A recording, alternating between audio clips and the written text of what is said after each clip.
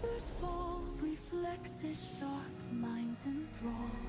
Gamers play, this never ends. SSL, where legends play. SSL, we fight tonight. Battles in the storyline. From the shadows to the dream, we are the SOOP StarCraft League. We are the SOOP StarCraft League.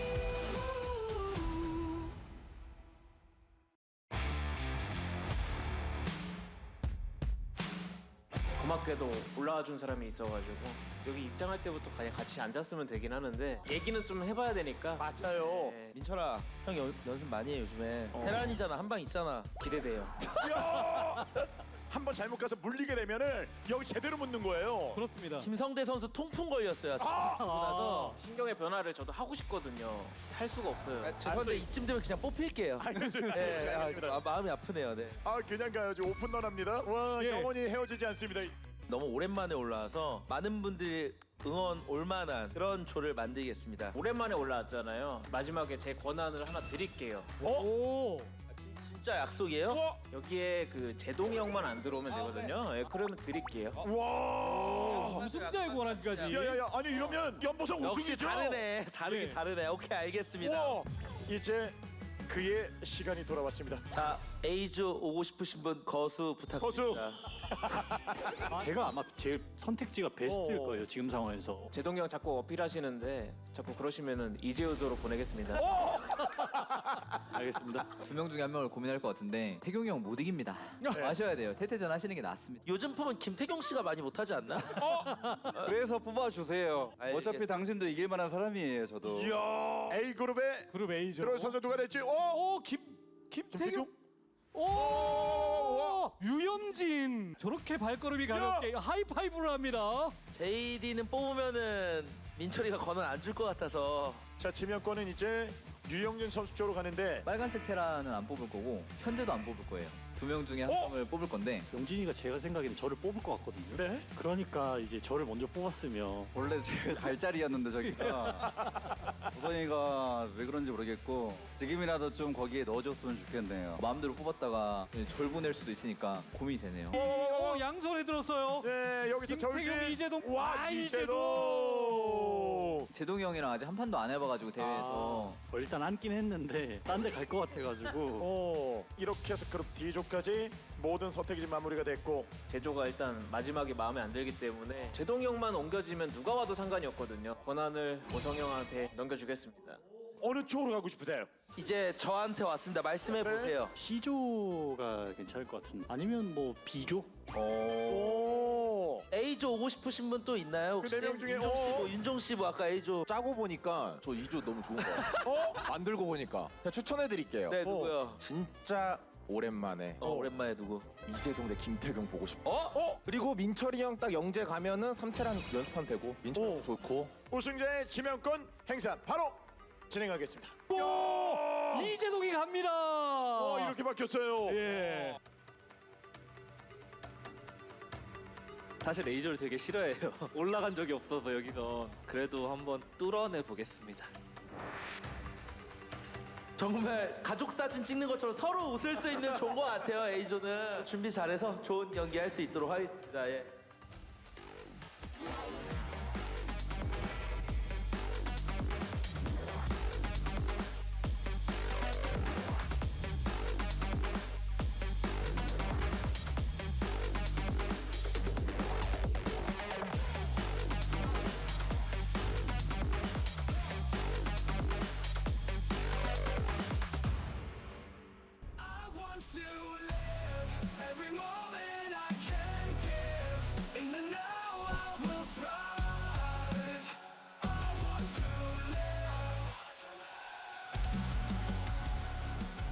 통신을 내 방식대로 KBD부 모바일 Hello and welcome to the opening day, Group A of the round of 16 here at the 2024 SOOP StarLeague Autumn Season, done in partnership with KB Live Mobile.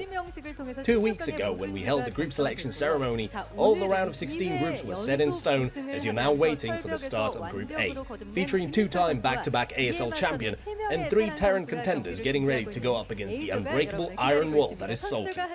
Let's have a word with our players. Hey guys. 네, 먼저 완벽한 적응 First up, the 김민철 perfect 선수 안녕하세요. Zerg, Soulkey. Hi. 사실 지난 시즌 2회 연속 You managed to get 2 우승을 back-to-back 김민철 championship 선수가 runs with your victory last season, and having done so, you said that's not enough to satisfy me. I need to try for 3 in a row. This is going to be your first match after uttering that statement. How are you feeling? 아무래도 2연속 우승하니까 욕심이 나더라고요. Well, I got 2 in a row, and that made me greedy. Greedy for 3 in a row. So I want to do well this season.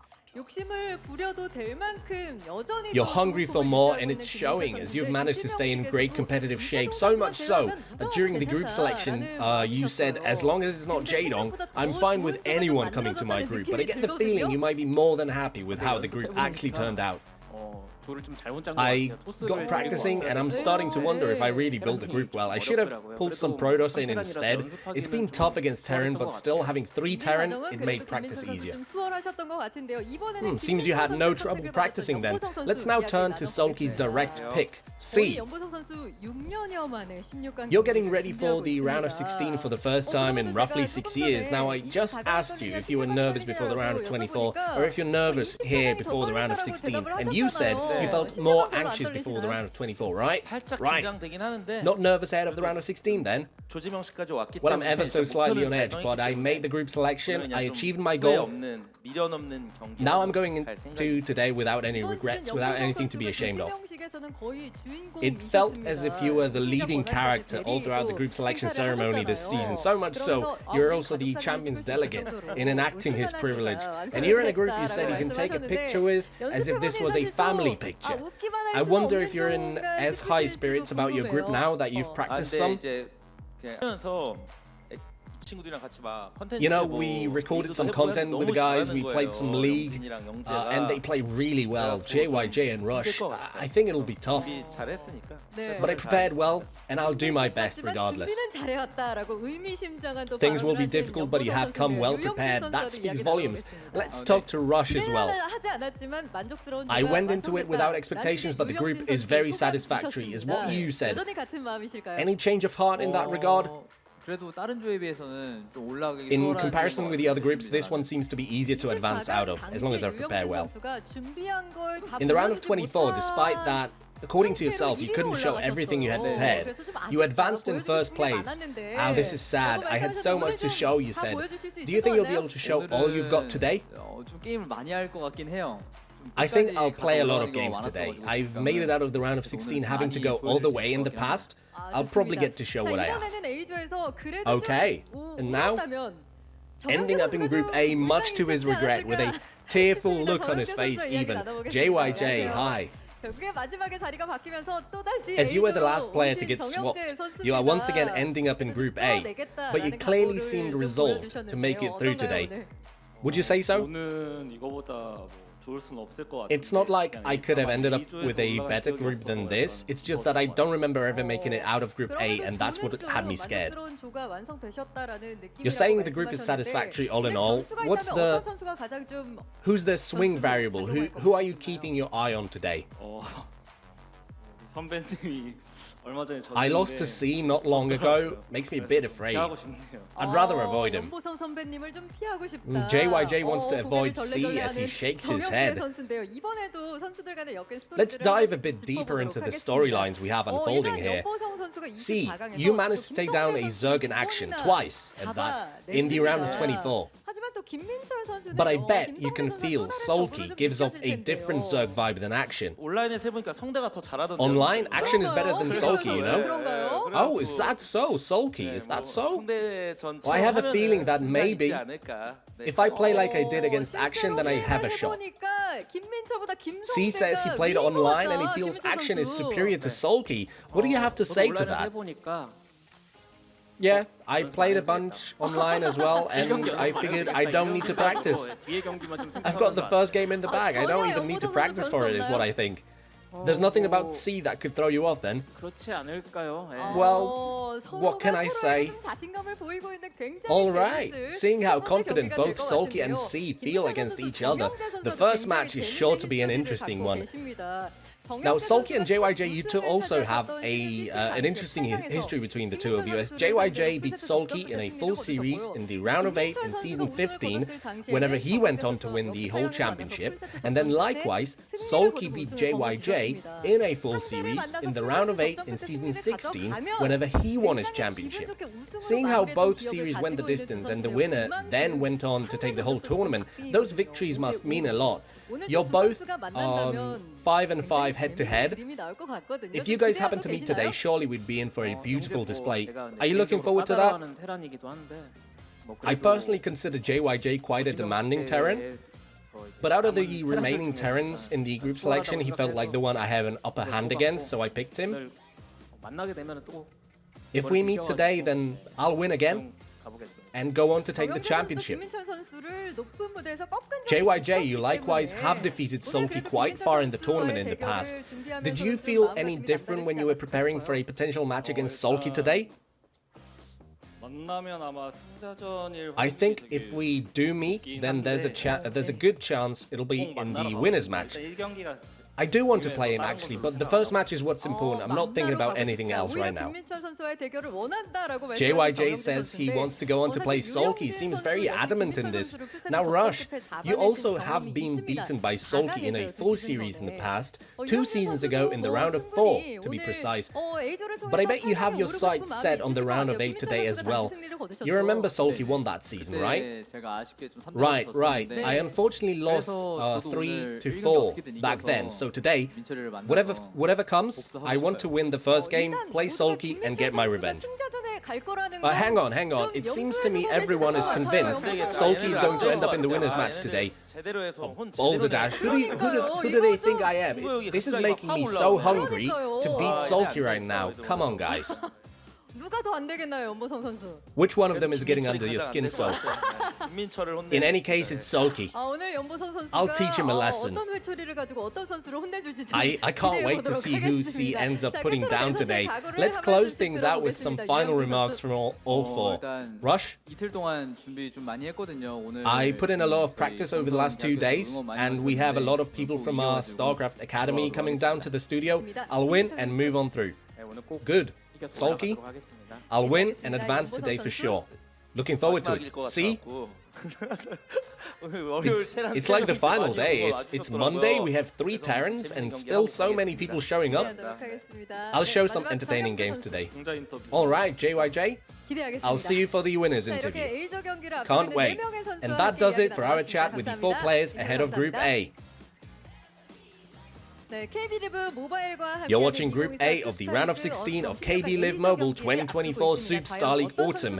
Let's kick things off and see which one of our players is the first to join the round of 8 lineup this season.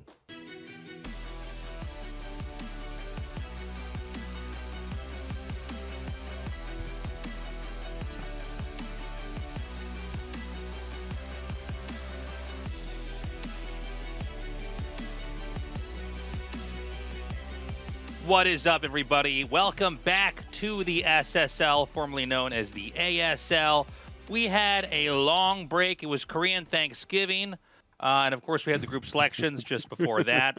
But I'm so glad we're finally here in the round of 16. And what a bunch of insane groups we have here, Tastosis. Yeah, I know it was a long wait. And Tastosis, you predicted it, that people would be like, where's the next group? That was happening on my stream like 4 days ago. I'm like, guys, it hasn't even been played yet. What do you want? Yeah. But these groups are amazing, Tasteless. I'm really excited for this portion of the tournament. And if I could just say something that has nothing to do with Group A real quick, I've been watching a lot of the games that they've been playing and other things. I think Stork is like the best player in the world right now, man. I'm really excited about that. I can't wait to see how he does. It's interesting to see how times do change, right? I think even you and I, but I think everybody has been guilty of kind of putting players in a certain box and saying, well, that's where you're at. You're a good player, but you're limited, you're inhibited from probably ever growing out of this. And I think you're right about Stork. Stork's looking extremely strong. We've got a lot of very Terran-heavy groups here today. Obviously, Group A is crazy, but Group D as well. Going to be 3 Terrans in there. This was a very Terran-heavy tournament, at least for the round of 24 and round of 16. We'll have to see how many Terrans survive into the round of 8. Yeah. But definitely, if you're a student of the Terran race, this is going to be a great round of 16 for you. No doubt. And we're finally going to see some pro TVTs, man, which I just love casting TVT with you, Taste. This is my favorite thing. So, yeah, here is our group for today. Of course, Soulkey, the champion, having the most control over the groups. His Zerg vs. Terran is just another level. Of course, no big surprise to anyone that C was the very first pickup. He was kind of the big surprise going through this round, but don't sleep on him. He played well in that last round. I don't think that type of play has any chance of working against Soulkey, but we'll see what he's got. And then you got Rush and JYJ, who are TVZ monsters, man. So I don't know what's going to happen in this group. Whenever you have one player or two players going into the round of 16 that are basically considered to be much weaker, they're always picked right away. Because why would you ever make the round of 16 hard for yourself? Yeah. If you can throw somebody in your group that you feel like is a guaranteed win, it's going to be that much easier. Now, occasionally we have these weaker players or perceived weaker players put into the group and they actually get out first. They actually cause some crazy upsets. That could be really exciting. But honestly, JYJ, Rush, and Soulkey, these guys are so good. I think the tough call is going to be which of those three players is going to be also knocked out along with C. Yeah, it's really hard to say. Like, the TVT matchups are hard to predict. The TVZ matchups are hard to predict. Honestly, I think JYJ is probably the best, bar none, including light SK Terran player in the world. You know, that's Marine Medic Science Vessel against Zerg. And in my opinion, he's as good or better than Flash at that. Like, he is just like GOAT status. Amazing, amazing play. So if Soulkey hits him, that could be a banger. Certainly could. Soulkey finally winning an ASL. And then finally winning another one. Yeah, finally winning another one. Obviously, one of the most accomplished StarCraft 2 players before switching back into StarCraft 1. But yeah, he had many seasons where he looked a little bit inconsistent, and it seems like he's really cleaned that up. Yeah. And he's definitely a player you would think could win another ASL. You know, he's always been... not necessarily with the results, but in the games themselves, he's always looked to be one of the very, very best. He seems to make mid-game look completely unfair in this matchup. Like, he really knows how to slam Terrans, whether they stay in their base for too long or they move out too much. I feel like he might be the very best at that in the entire world. 100%. Even better than Hero. 100% agree with you. Yeah, and Hero's unbelievable at it as well. But I think you're right. Like I said, kind of tongue-in-cheek, that I think Stork's the best player in the world right now. Really, it is Soulkey. Like, Soulkey is unbelievably strong. So I do favor him for this season. But, yeah, honestly, it wouldn't surprise me, especially now that he can pick his groups, being the champion twice in a row, and he can make sure he's not getting ZVZ. He was specifically, for instance, trying to avoid Jaedong in this round from that group selection. So, you know, I think there's a very good chance for him. It's going to be a tough one here for C. I think C always has a pretty good attitude. He's always got that charisma about him. Taking the jacket off, definitely, dude, you can heat up a little bit. Your body, man, when you're playing some intense games. Yeah. This is going to be a tough one. Let's see what C does. I expect to have something maybe a little bit obtuse, a little bit cheesy, a little bit of a one-off strat, but let's see. Maybe he goes straight up as well. Yeah, maybe. We're going to have this match on Radeon. Of course, the winner's match, loser's match, and final match will all be best of 3. Let's see what C has prepared here.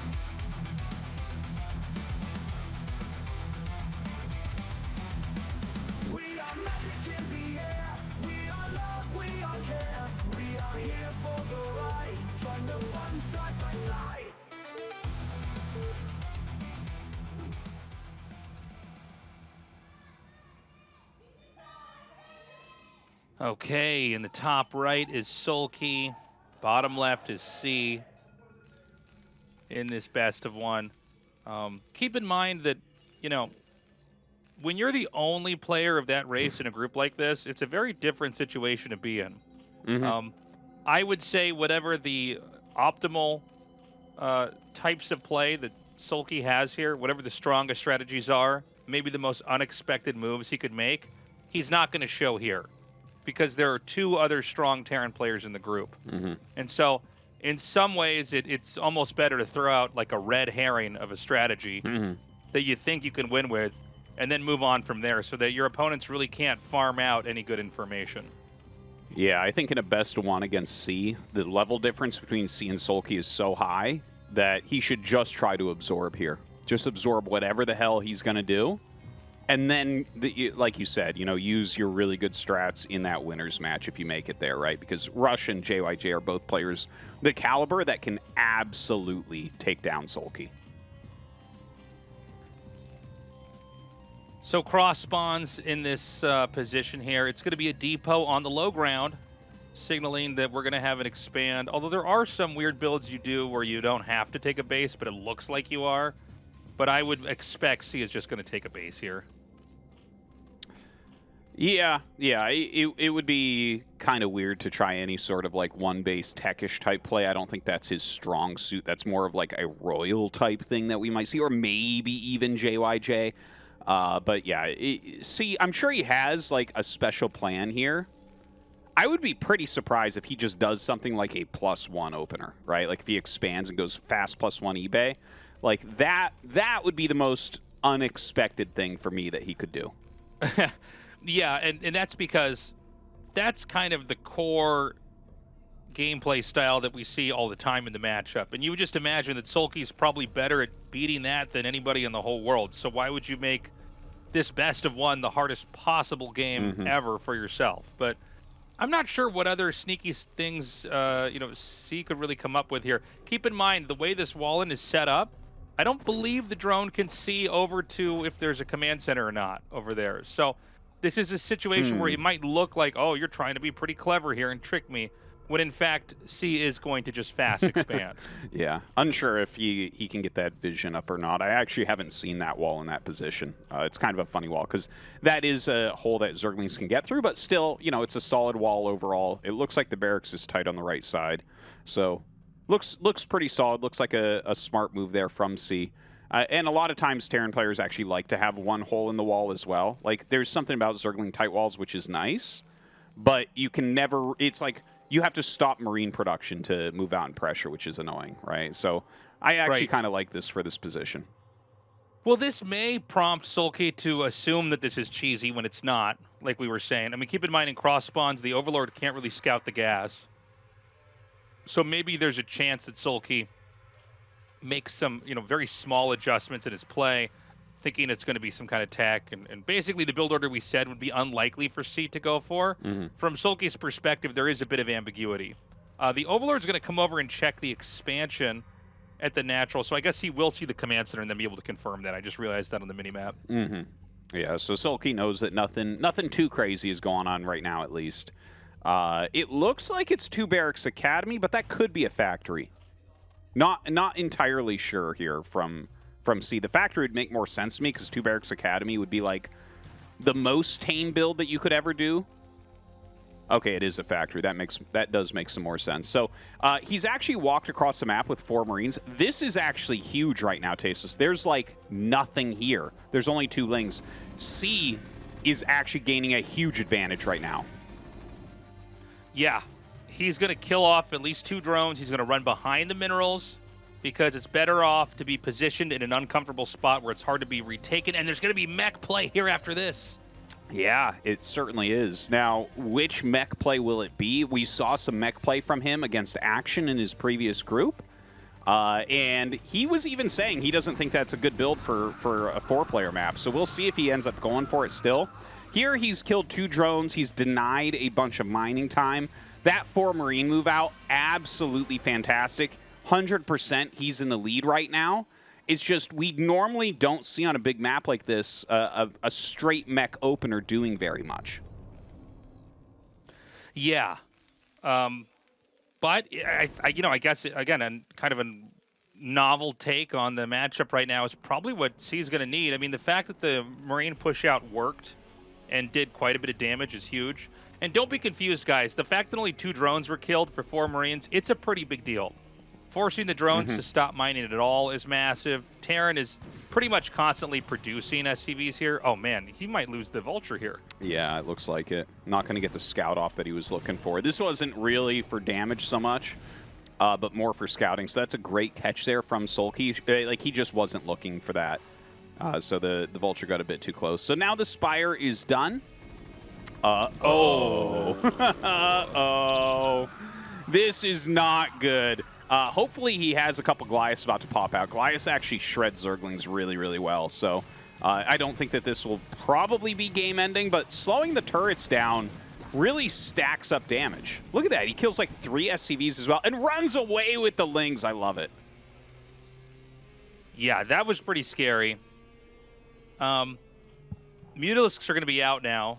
I don't think he's going to take too much damage here. It seems like the turrets are all going to finish in time. I mean, cross spawns, it's pretty hard to rush with the Mutalisks, but yeah, I mean, C's going to have to stay back a little bit for the time being. And Turtle. Now, Soulkey didn't make his third hatchery at an expansion. He made his third hatchery in his main, which means he's basically going to be powered up. It also means he doesn't have any real vulnerabilities on the map, but, you know, it's almost too bad because with the Marines and the Vulture that have been killed, he could have had a third hatch somewhere and actually be, you know, soaking up the resources from that. But, of course, there's no way he would have known he would be in such a good position until he got in there and got those Marine kills. Yeah. Now, a couple speed Vultures coming out here. This is kind of a novel approach, right? Like, we did see that Wiko guy, Noel, Wiko1127 or whatever. He had a build that was based off speed Vultures running around and kind of buying time. And we can see that C is kind of taking a page out of there, but not with the quick dropship. But he is getting a very quick starport here as well. So the Vultures are going to push out a little bit further here. This is really keeping Soulkey a little bit more defensive. Not that there's a whole lot of damage that can be done on the map. By the way, I love the Burrow. I think Burrow is so good. If you're going against a Terran that's meching, I think Burrow is so punishing. Yeah, it is. Even as Protoss, I think Burrow is so annoying to deal with. You know, if you have to be trying to have observers or trying to scan or have a science vessel just to see anything, so punishing. Yeah, it really does a lot for you. It allows you to see where everything is. Generally, you're not setting up like a trap of unburrowing units, but more of getting a lot of intel or maybe even slowing down command centers. Now, this dive from Soulkey does all right. It takes out a couple turrets, takes out a couple Goliaths. You can see, you know, buying those Vultures brings down your overall Goliath count, and that's what Soulkey is abusing right here. Okay, so these Mutas are going to continue to do quite a bit of damage here. You know, the turret's being torn down over at the entrance. It's making it a real vulnerability because the factory can't really be protected. There's more Lings coming down here as well. He might actually be able to flood into the entrance here. I mean, the turrets, again, they can't hit ground, obviously. And with the Goliaths all in the main, the Vultures are going to come back and try to defend. The Lings are going to come up into the ramp and try to protect, you know, I guess do more damage, you know, in tandem with the Mutas. And the problem right now for C is that his Goliath count is just staying so low. You need to have this certain amount that's built up to where you can just go anywhere on the map. And the fact that the Lings and the Mutas have reset this so many times is so bad for C. Really decisive play here from Soulkey. I mean, we think of him as like a reactive macro Zerg a lot of the time, but this is why he has won 2 ASLs in a row. Like, you see this unbelievably decisive move of just jumping into the main base and committing over the factories.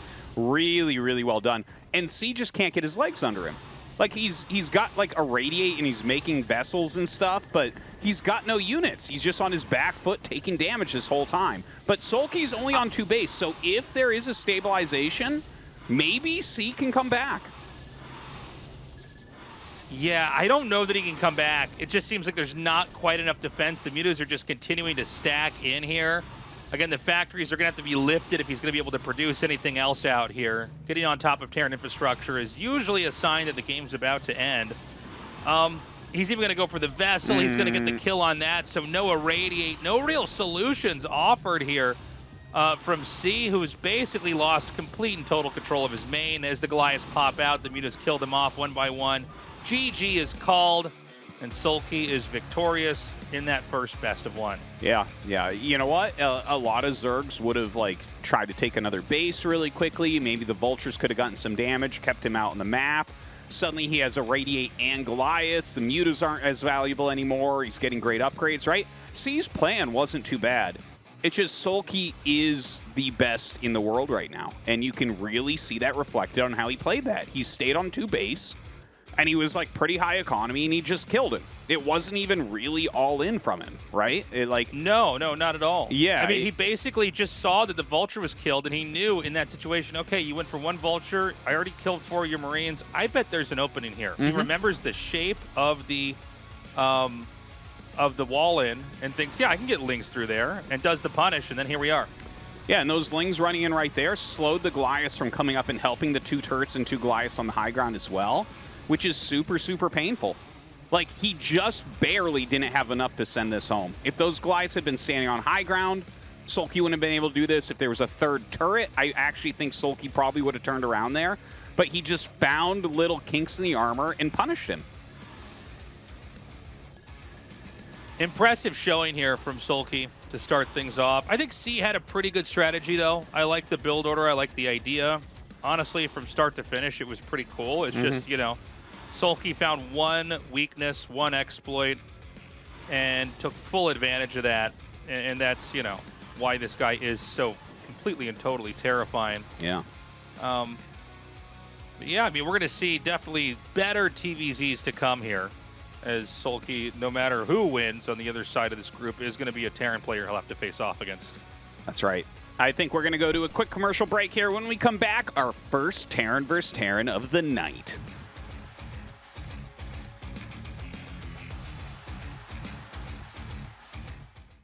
틀에 박힌 건 그만.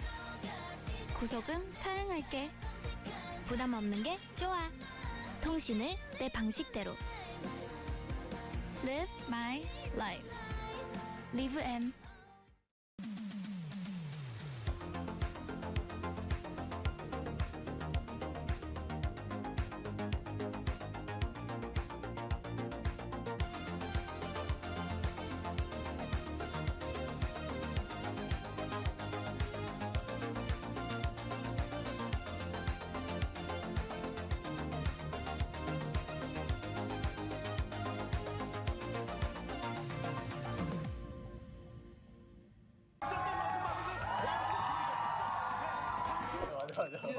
저녁 식사 시간.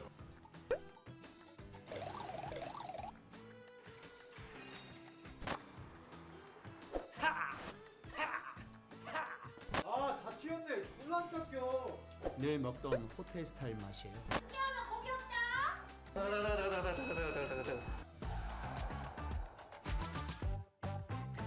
여러분, 저희 놀러 왔습니다. 물맑은 승무선으로 왔습니다. 100일장을 끝일까? 해살이 돋았다. 근데 허브만 쓸 때도 좋은데. 아니요. 네. 맛있겠다. 다시 볶음탕을 할 때는 누구한테 말았어요? 카메라맨. 요리할 때는 좀 조용히 할 줄 알았는데. 다큐멘터리 아니에요, 여러분들. 맛있어. 오. 바베큐 파티!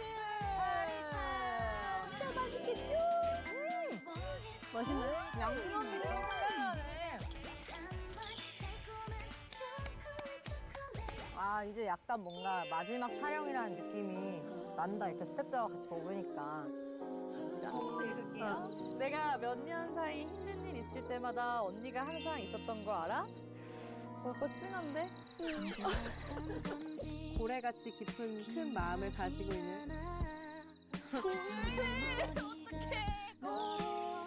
나 진짜 너무 많이 우는다. 이슬이가 읽어줘. 이슬이가 읽어줘. 사랑해요.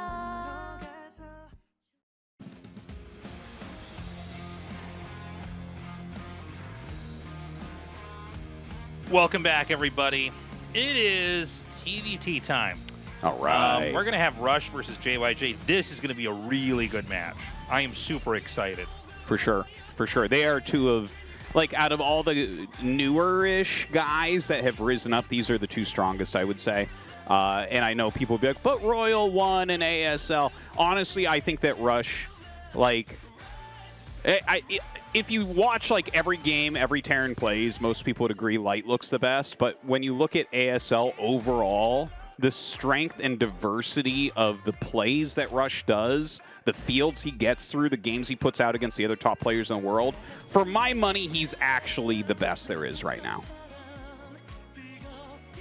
I think it's a fair statement. I mean, Royal, I got to say, was really inspirational, almost as StarCraft overall, like the way he looked at the game. I always go back and think about that hidden base he took. Yeah. And the fact That that, was cool. he knew to exactly put one worker on each base. Maybe that only makes sense for Terran, but that's like a really cool moment. But I think as far as like technical Terran play in the matchups, I think these two guys are super scary. Sorry, who would you say is actually better here in TVT, Artosis? In TVT, that's like a really hard one. I honestly don't have one that I prefer in Terran versus Terran. I know that JYJ took out Mind in his ASL finals, and that was big, but I think Rush has some excellent Terran versus Terran as well. We're going to be on Radion. It's a pretty standard map, a good map for gaseous expansions or CC first, so let's see how this one goes.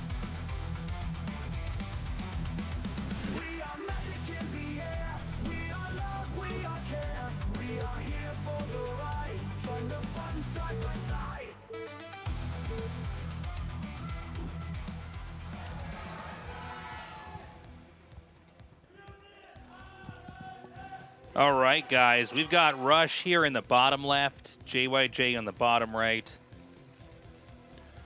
And, of course, the winner here goes up against Soulkey. Obviously, in the winner's match, the loser is going to go down to face off against C.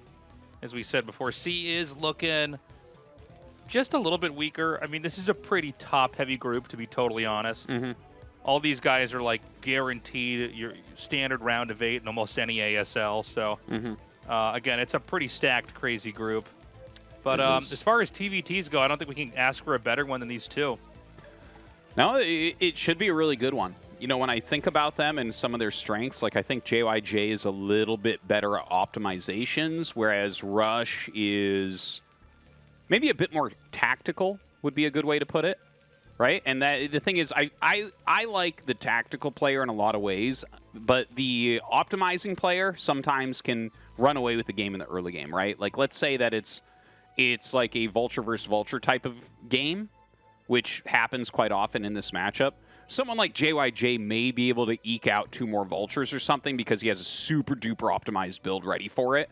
You know, whereas maybe Rush is looking more for a game with some more play in it. So.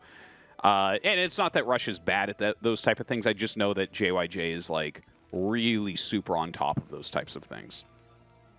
So Rush goes for a center barracks play. This allows you to basically scout your opponent faster, get a couple Marines out. It looks like a rush. It's not really that much of a rush, though. Just different styles. I do remember this being a really old idea in StarCraft. I remember seeing people immediately making the barracks in the middle of the map. And, you know, in my first couple weeks of playing the game online, I remember thinking, oh, wow. Like, that's, once you get the idea of it, you're like, oh, that's pretty advanced. Like, that's, and it's still here to this day, this technique. I think it's a really great thing to do on Radion specifically because Radion is a map where very fast expansions are really good because your high ground, any siege tanks in siege mode on your high ground, reach almost to the other wall. So it's really hard to attack those, which makes those builds good, which makes center barracks very good. Right? So, like, you can kind of put some marine pressure on or something like that. Like, you never kill them with it, but sometimes you can force them to screw up their build a little bit. And, of course, you get that barracks to float in and scout really, really quickly as well. JYJ missed where Rush is, I think. Look at where his barracks is flying and his SCV is going to the north. Did he not go all the way into the main base?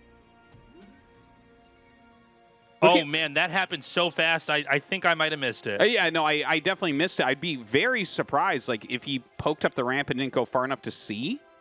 But look where his SCV and barracks look where are his going. barracks is going. What? Yeah, I mean, there's no rationale for putting the barracks up there.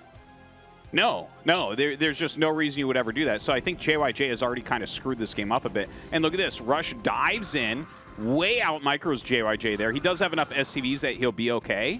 But he lost his Marine and an SCV here. And, like, I guess he'll end up killing this Marine as well. But this has been an excellent opener from Rush and a little bit bungled here by JYJ. It is weird to see these moments where we have... I mean, because this already happened in this season of SSL, where it was like, oh man, you messed up in scouting. But, you know, it does happen in these high-stakes situations.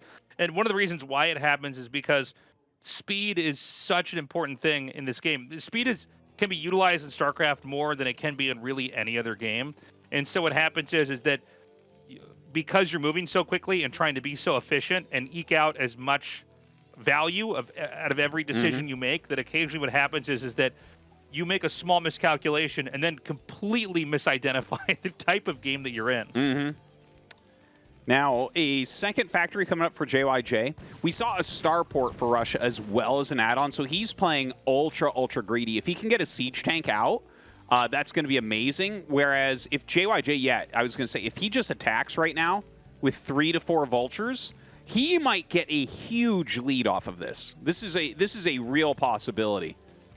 It just matters, does he move in before the siege tank gets there? And he's kind of being a little bit slow about it. But 4 vultures, 2 shots a vulture, right? So you can just kill these 2 vultures super fast, start railing on SCVs, and kind of figure out what your opponent's doing.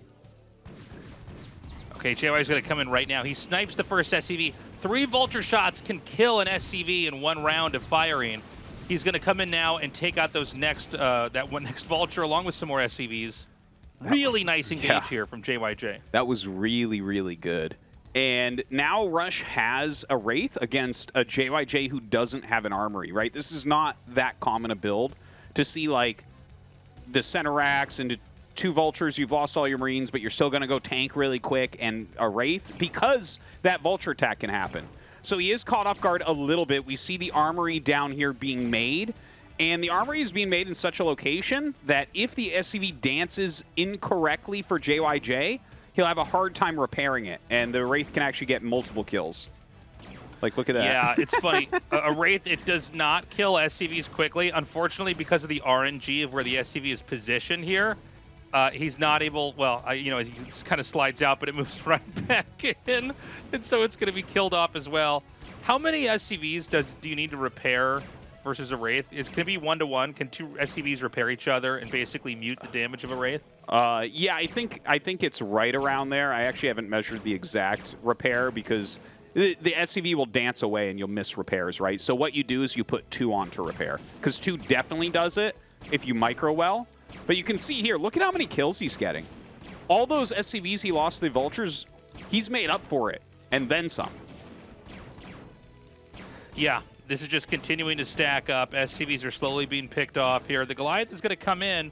Looks like that should drive him out. There is no way a Wraith can beat a Goliath 1-on-1 or even 2 or 3-on-1. The Goliath is just such a better ground-to-air unit. But that was a nice little counterplay move there from Rush to try to balance things out. It is going to be 1 factory. I think a second one started here for Rush. 2, 3 that are already done right now for JYJ. Really fantastic play here from Rush. Like, it definitely feels like he has the advantage. You know, there are mines out in the map, which is nice, but right now Rush has a siege tank lead. He's also forcing Goliaths out just by having Wraiths, and he'll probably go into 5 factory here and just get a scanner and push out. Right? Like, he should be able to gain some map control. And yeah, there's the Academy finishing up. He's already got 3 factories started. And I think he'll add more. I'd be kind of surprised if he sits on 3. That wouldn't make too much sense. But yeah, there you go. There's a 4th. And it's looking real good for Rush right now. Like, he's really done a great job with this opener. So the eggs are going to be cleared out over here, making it a little bit easy to, you know, traffic units in and out. JYJ already in the middle of the map now with a decent amount of mines laid out in this position. And there's going to be some scans coming down here. He has to make sure he clears these mines. Generally, when you have this many units, you can pretty much shoot them down as you move through. Yeah. You have to, like, hyper stack mines in order to really set off or, you know, cause tanks to set them off. But this does allow JYJ to basically set up, or at least force Rush to respect the position that JYJ is already in. So anytime he sees a tank siege up, he just inches a little bit further out. And here we have Rush leapfrogging tanks forward. Not really getting a whole lot done. The mines that are just north of the main base of Rush here can spot the 3rd base location. So he sees there's no expansion just yet. So right now it's 2 sides powering up here in the middle of the map. JYJ in a better position with better control, and Rush really struggling to try to find any good footing. Yeah, but Rush has done what he needed to do with these units. He has made a lane, basically. Like, this is the most important concept in early game Terran versus Terran after the Vultures are done, is you have to set yourself up so you don't get a full contain. Right? So right now, JYJ can't really do a full contain. It looks like he's planning something here. He might go around. He might try to hit like straight down and pick off one tank at a time or something like that. But now Rush moving across the map a little bit, getting a much stronger position. Really weird army movement there by JYJ. I feel like, honestly, just watching this, everything about it looks really good for Rush. Yeah, well, I think JYJ way got out of position here. Oh my god, and he actually just moved through mines. He's taken out some of these tanks, but I mean, the damage is crazy. These Vultures are going to come in here. They're going to be able to do so much damage to these SCVs. One tank sieging up on the ramp, but more tanks coming down here for Rush. Yeah, and you can see he lines them up on the left side so they can't be hit by the high ground tanks. And right now, JYJ is trying to do a counter push, but it's not doing anywhere near as well as his opponent's pushes here. Gets a few SCVs up on that tank, actually picks the tank off. The SCVs killing Vultures. And yeah, you can see just how far that tank range is there. Oh, man. He will be able to clear these tanks eventually. But again, this looked very good for Rush. Yeah, you know, again, it is a little bit weird to see JYJ get that far behind because he wasn't attacking in from that position. You know, he was basically above and to the left of the position Rush had set up, and I think Rush, when he identified that, just unsieged and went straight into the expansion. It did a lot of damage, and you can see that in the supplies right now. It's 84 to 70. JYJ, who was positionally and I believe even before this supply-wise in the lead, is now down by about 10 supply. And, you know, Rush's execution and handling the attack from JYJ was really impressive. How he used his tanks to target the other tanks. He sent his SCVs to go right on top of the remaining tanks that were there for JYJ and just really shut it down very promptly. He really did. And one thing to note is JYJ did get that Wraith out, which helped him to clear everything. But in response to that, Rush has thrown down a second starport. So we are going to see a minor Wraith war here. And whoever ends up winning that Wraith war is always in very, very good position, right? Like, if you have that kind of air dominance, if you're forcing them into Goliaths, you know, you're kind of controlling the air. Dropships become risky. You have to make sure you have anti-air everywhere on the map. The spotting of Wraiths is good. The scouting of Wraiths, right? So a lot of things going very well for Rush here. Both of them finally going for third bases around 12 minutes as well. Yeah, it's been a very two-base power-y game for the time being. Nice snipe, by the way, from Rush to just get in and then immediately try to get right back out. This position does reveal the Wraith count that JYJ has here. Again, both sides are accumulating a lot more Wraiths over time. JYJ also setting up pretty comfortably here in the middle of the map. So for all the back and forth that we saw earlier on, it's kind of reset back to where we were before. Ooh, big scan right there. Big scan. So now he sees the cloak is being upgraded. Well, now you have to really decide, like, are we just doing Wraith or are we going to get missile turrets? Right? Like, that's kind of going to be how you decide this as JYJ. Like, you could go into Valkyries here. You could go 3-port Wraith with that. Oh, God, he never got another SCV onto that third CC. Oh, man, JYJ is not playing his best StarCraft right now. And, by the way, there's no SCV inbound. So there's some mistake. He thinks that's making it, it's not. Yeah. Well, drops off a couple Vultures here, laying a couple mines in there as well. I actually like those mine lays quite a bit. They give him some vision. They could screw him up later on. Maybe it forces him to use a scan, which would be nice because he has all these Wraiths. But yeah, the Wraiths will come in and clear that out. Very annoying. Still a Vulture here in this natural. And Rush is mining from his third base all during this. Like, he is dominating. Look at this. He's up 35 supply or so. That's crazy for this early in a TVT. He looks really healthy. SCV's mistimed over here at this base. He did get one SCV to go back and continue to build that, but That's another big mess up by JYJ. I mean, there's no moment you would send your SCVs prematurely and make them long distance mine. Remember, in Brood War, it's not like StarCraft 2 where there's a maximum number of workers you can really have on a patch. You can kind of super saturate. And so you're not incentivized to long distance mine as early as you would in StarCraft 2. So yeah, I mean, again, just another glaring mistake as we see SCVs long distance mining all the way back to the command center in the main, by the way. Yeah, and now look at this. The Cloaked Wraiths come out. They killed the single Goliath. He's got all these Valkyries, so you can't actually engage unless you also have Valkyries. Man, Rush is just demolishing JYJ right now. I'm not sure how much longer he's going to be in this game. I feel like this game could end really quickly here. Yeah. I mean, just the amount of kills that have already been had on these workers. He's now sniping the tanks. You know, with the Wraith count along with the Valkyries as high as it is, and there's not really Goliaths on the map, at least to defend in that center position right now for JYJ, I think that Rush can just smash this position. Yeah, he's going to come right out. There's so few tanks out here. Like, he can almost attack move up the center. But a lot of tanks for reinforcements come out for JYJ and set up a nice siege. The Wraiths are winning slightly there for Rush, but the Valkyries will hold on to his anti-air. And you know what? This little branch that goes out at the top right there with some mines, a siege tank, a turret, all that, that's actually really useful, right? He kind of has that area, and if he can get a few more tanks up there, I mean, he could maybe put on like some very nice containment and make something out of this game still. Yeah, I mean, I thought that push to the middle of the map was going to go a little bit better for Rush. I think JYJ handled the fight itself, you know, pretty well. But, you know, Rush is very much so breaking free positionally. And it really is JYJ trying to catch up, even though JYJ has been able to lean into this position, kind of shockingly so, and keep Rush on his toes. Once again, setting up a set of siege tanks here. +2 is done, by the way, whereas +1 is all that's finished here for Rush. So I don't know if we checked those earlier, but that might have explained why that fight went the way it went earlier, because Rush right now, you know, I think has had a lot of small wins, but definitely in the big fight wasn't able to actually, you know, come out and dominate. Still no +2 yet. Is he going to attack in here again? Yeah, this makes sense. This makes sense, but there are more siege tanks coming down for JYJ to reinforce this position.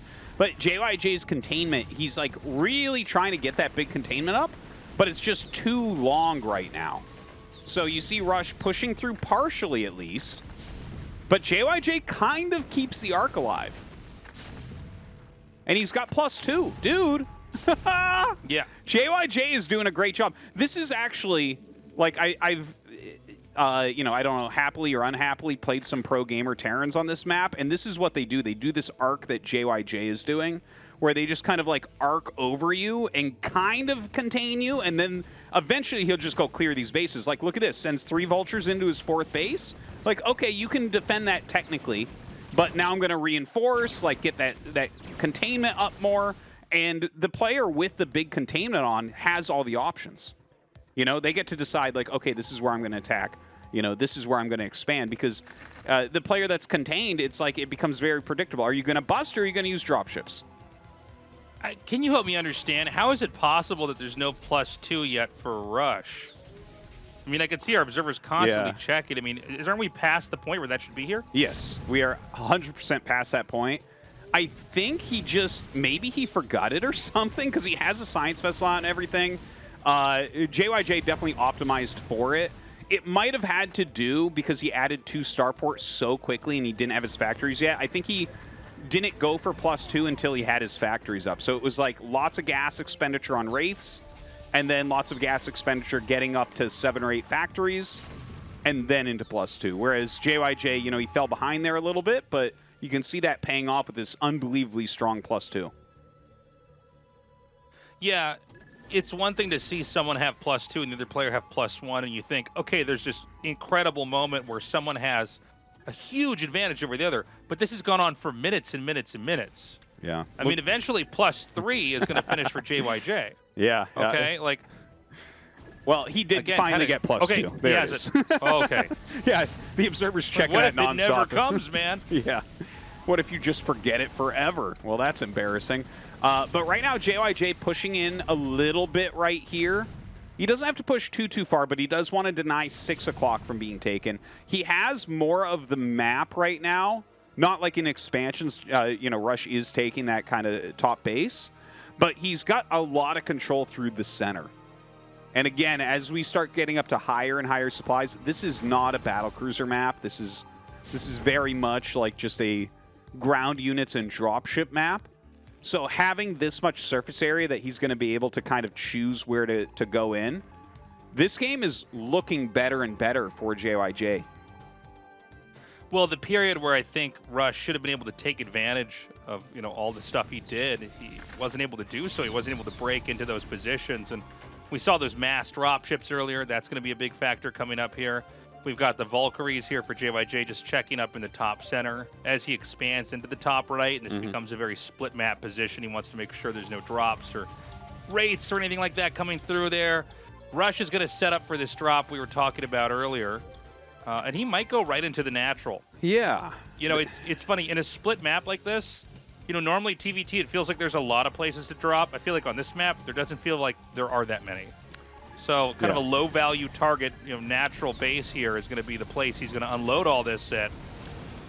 Oh, that is still a pretty decent drop. Like, that is going to be really annoying. You can't really rally down very easily. He is going to bomb on top with his own 3 drop ships. If he can clear this, he's going to be pretty darn happy. Unfortunately, his Valkyries were out of position there, or maybe they could have stopped this drop.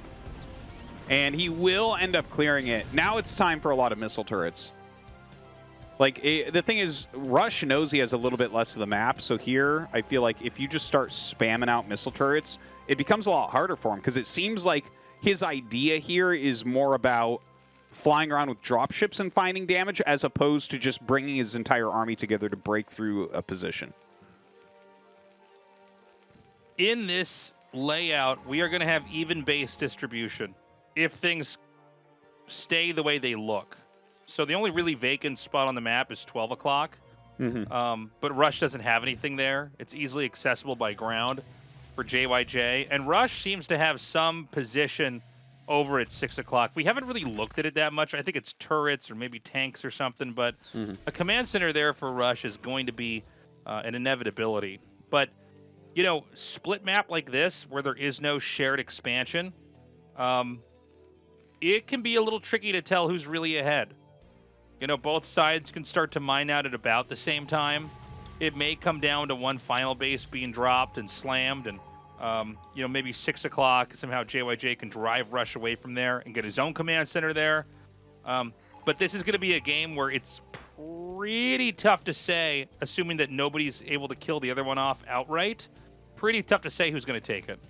Yeah. Yeah, this has become a wonderful game, because both of us kind of thought that this might end quickly, right? Like, Rush really was in a dominating spot, up 35 supply, had a good position on the map, better tech.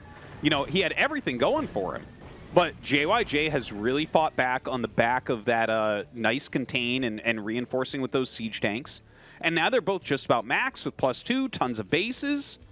And now it's, it's not just about like macro or economy, because they have basically the same of all that. Now it's going to be really heavily about strategy and tactics, right? Like, are you going to try to fly dropships in? Is there a chance to go battlecruiser? I don't think battlecruisers are that strong here, but I mean, maybe. You can definitely see a lot of mines being laid. This is a great thing to do, and then throw your vultures away. Like, that's a great anti-drop, right? Turret mine. Someone scans that. That's not where your dropships are going, that's for sure. Yeah. And, also I think value is going to be a big factor here. How much value are you getting out of each of these exchanges here? Because if both sides keep the bases they've got, the ones we kind of staked out earlier and pointed out, it could be one where we just see each side dry up, and it's going to come down to just a few tanks or Goliaths on either side. So some big moves are going to be attempted for the time being over here. And it looks like the first one is going to be JYJ's massive drop here with these big, well, actually even for Rush as well, with all these drop ships. Yeah, this is a really good move, and he's bringing his Wraiths to tank turret fire. There's a ton of turrets there. Look, he scans and sees it, so he's bringing his entire army up. Rush has a very limited amount of time to make this work. So he's just going to drop right here on top of everything, and that is going to be really hard to clear. But the turrets have actually destroyed his dropship fleet. Yeah. We should point out that, like, you can't just unload click to make all those dropships empty. You have to unload each one manually. There's basically a bug where they'll all sort of cluster together and things will filter out very slowly, which, of course, if turrets are firing at you, means that you're just going to lose everything. And so he managed to do a pretty good drop overall over there, but, I mean, the rest of the tanks have been cleared up. It didn't seem like it was the craziest trade there for JYJ. Meanwhile, the drop inside the main is really hurting Rush. This drop is so much better than what Rush did. When you have that high ground, it's like you kill the main, and you can kind of take your time and kill the natural because it's on low ground, right? So eventually he'll just kind of move all his tanks over, and what are you going to do, scan for days here as Rush? He's going to have to bring up a bunch of dropships to try to clear that. But JYJ, looking at this position, I would 100% say that he has an advantage. Yeah, I think so. I think basically denying this main base here, and this is a real uphill fight. You know, getting up a ramp in StarCraft 1, not even just in TVT, like in general, if you have a big army and you're trying to move up a ramp and they have stuff already on that high ground that can fight you, it's almost never worth it to try to just force your way up there. And so, of course, siege tank versus siege tank, this just becomes a nightmare. And so now there's this whole position where Rush is trying to reclaim the other starting location in the top left, which he can only do by dropping. We see those drop ships inbound now. But at the same time, we know JYJ is going to hatch his next plan here. So it's going to be a very tough game because Rush is going to be playing from behind.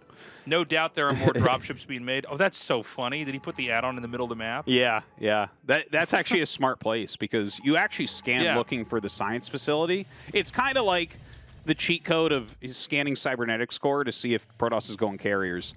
Like, you don't look... Yeah. If that's all you need to see is the physics lab. As soon as you see that, you're like, okay, he's thinking about BCs. Maybe he didn't start him yet, but he's definitely... It's in the cards. And it seems like that might be the case here for JYJ.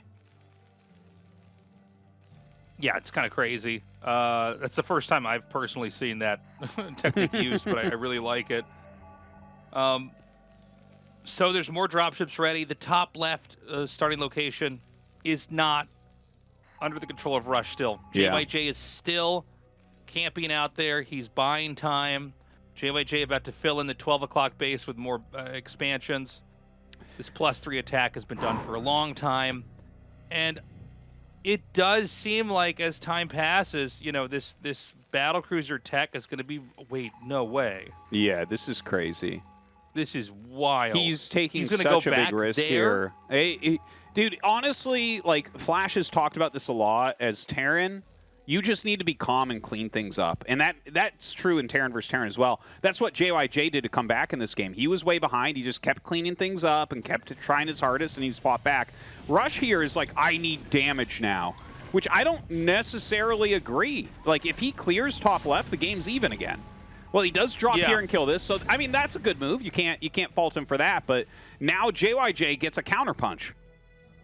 Yeah, he sees that unload over there and he says, "Okay, I'm gonna." Oh wow, dude! He can hit the location where all the battle cruisers are going to be made. This is going to give JYJ, if he succeeds here, a huge advantage. But does he commit there? Or does he go into the main?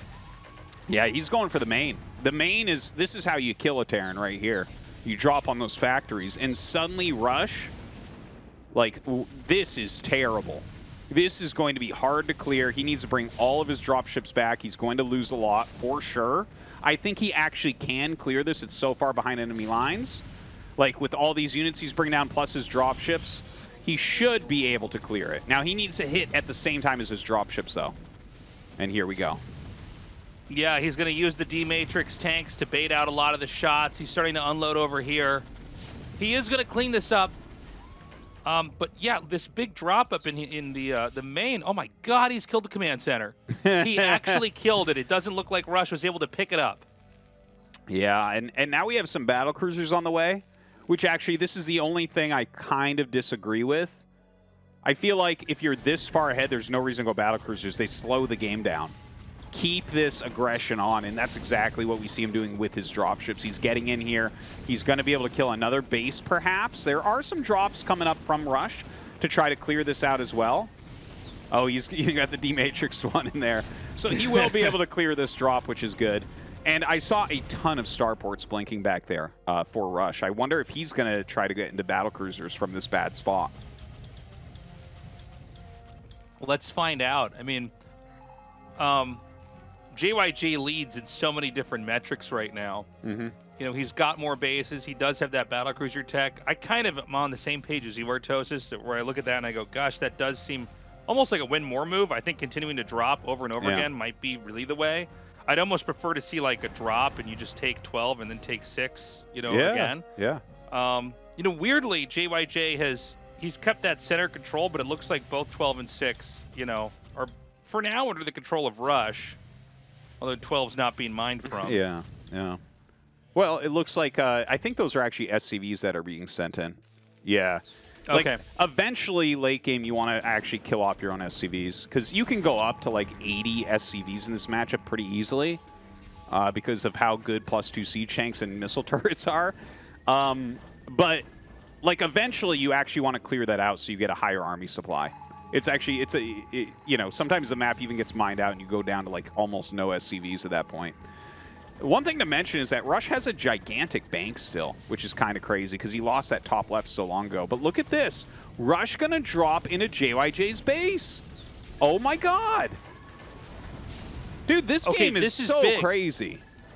This has been a great TVT, and it's actually getting a lot more interesting because this is all the factories. I guess there's maybe 2 or 3 in the other top right starting location, but I mean, for the time being, JYJ is teching into battlecruisers, so he's not going to have more factory units once these factories are destroyed. You can see he's just now beginning to make add-ons. For the time being, I don't think JYJ can even make a tank because he has no factory with an add-on. Yeah, he's going to wipe out all the depots. One thing to note, right, there's not that many Goliaths here. There's like 5 Goliaths, and they actually, I believe that they only have +3 attack, like no armor upgrades, so if he does pop out a few BCs, he might be able to clear that out of his main base and kill all that off somewhat for free. Yeah, he should just send those down and save what he can in his main, in my opinion. He's starting to hammer this base over here on the side. The battlecruisers are here. It looks like there's 4 in total. 2 now made here for Rush. Obviously, with the Goliaths wiped out on both sides, the BCs can clean up pretty easily. Yeah, and the BCs will save these bases a little bit, but JYJ lost a lot there in the bottom right as well. I mean, this is a kind of a crazy position because neither side has the anti-air. You know, it's been so tank versus tank. These BCs, when they kill that last Goliath, they can take out every single tank over here, which is crazy to think of. Yeah, Rush flying away with these drop ships right now. I think he's actually just sending them to die. That's another thing you do. If you go battlecruiser, you actually want your dropships dead then, because they just take up too much supply and you're not going to be flying tanks around. So I think that's what he's doing. He's just kind of watching where the army is with them. I think eventually he'll just throw them into die and you know, try to get that battlecruiser advantage. Because when it's BC versus BC, man, it's like it starts as BC tank, and eventually it turns into almost pure BC. But you have to have some tanks to make sure Goliaths don't come in and wreck everything. Now, only just now has JYJ broken his supply block. He was supply blocked that whole time because Rush took out so many depots. All these depots had to be remade up here. So as you get into this endgame TVT composition of battlecruiser versus battlecruiser, you'll start to see 1 to 2 vessels added in. And that's because they want to EMP the other battlecruisers. And if you can EMP their battlecruisers, then your Yamato cannons will kill off all their battlecruisers and you win the fight that way. Yeah. 2 Yamatos kills a BC, so it's pretty big. Yes. And he does get in and gets actually a pretty solid EMP. But the game slows so much when you get into these BCs that when something like that happens, oftentimes you just kind of fly away and you're like, all right, well, I got the vessel at least, right? Like the actual value in many ways went to JYJ there. This is the dumbness of late game TVT where it's, it's like, yeah, you got the EMP, but that's a tempo play because you sacrificed the vessel to do it, right? Did you gain anything off of that? Maybe, maybe not. +2 attack, +1 armor, I believe, for JYJ right now. We'll check rushes in a second here. He's starting to push in. He can actually take out the science facility and the tech lab. Yeah, that's actually really annoying, isn't it? JYJ's got to get that back up ASAP. You know, there's too many tanks still left for Rush for him to go into Goliaths here to try to counter. And you don't ever, like, Wraiths are the worst idea that you can do. Like, that's almost always a losing proposition. And look at this. I feel like that was an old way to play, right? That you maybe try to make a bunch of Wraiths behind that. Yes. Like, you could try to preempt their BC attack if you hit them with a bunch of Wraiths, but if you didn't do it right away, you'd lose. Also, Valkyries will just kill you. Yeah, well, that's the new world in which Valkyries actually work. In old Brood War, before Remastered, Valkyries, you couldn't have more than, like, 2 of them shooting at the same time. Nowadays, you can. So, like, you know, once you have 12 3/3 Valkyries, they kill, like, 400 Wraiths. Whereas in the old days, you could just make 400 Wraiths and run through Valkyries. It wasn't a problem. I think Rush has won this game. Yep. This is just an insane comeback. I mean, this has been such a good TVT. Yeah. This was a wild one. So back and forth, too, because Rush was way ahead, and then JYJ got a little ahead, and then it felt like JYJ actually got way ahead, in my opinion. I do think that the switch into BC was probably a little bit off.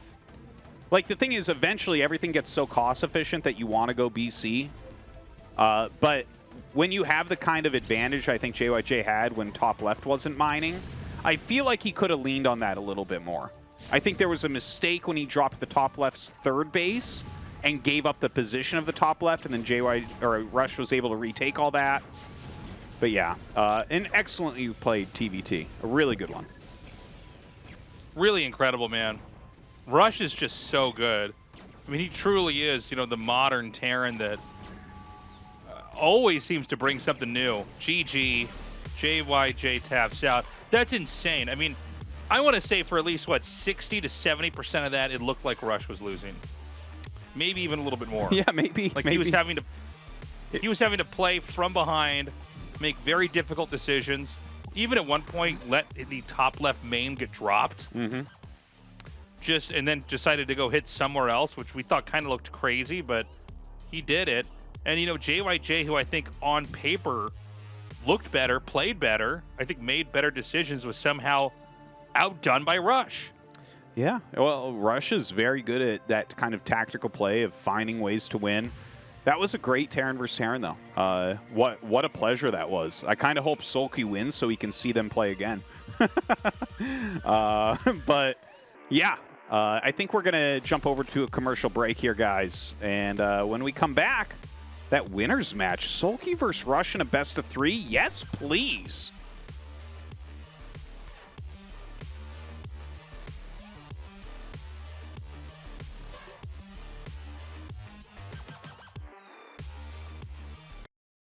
틀에 박힌 건 그만. 구속은 사양할게. 부담 없는 게 좋아. 통신을 내 방식대로. Live my life. Live M.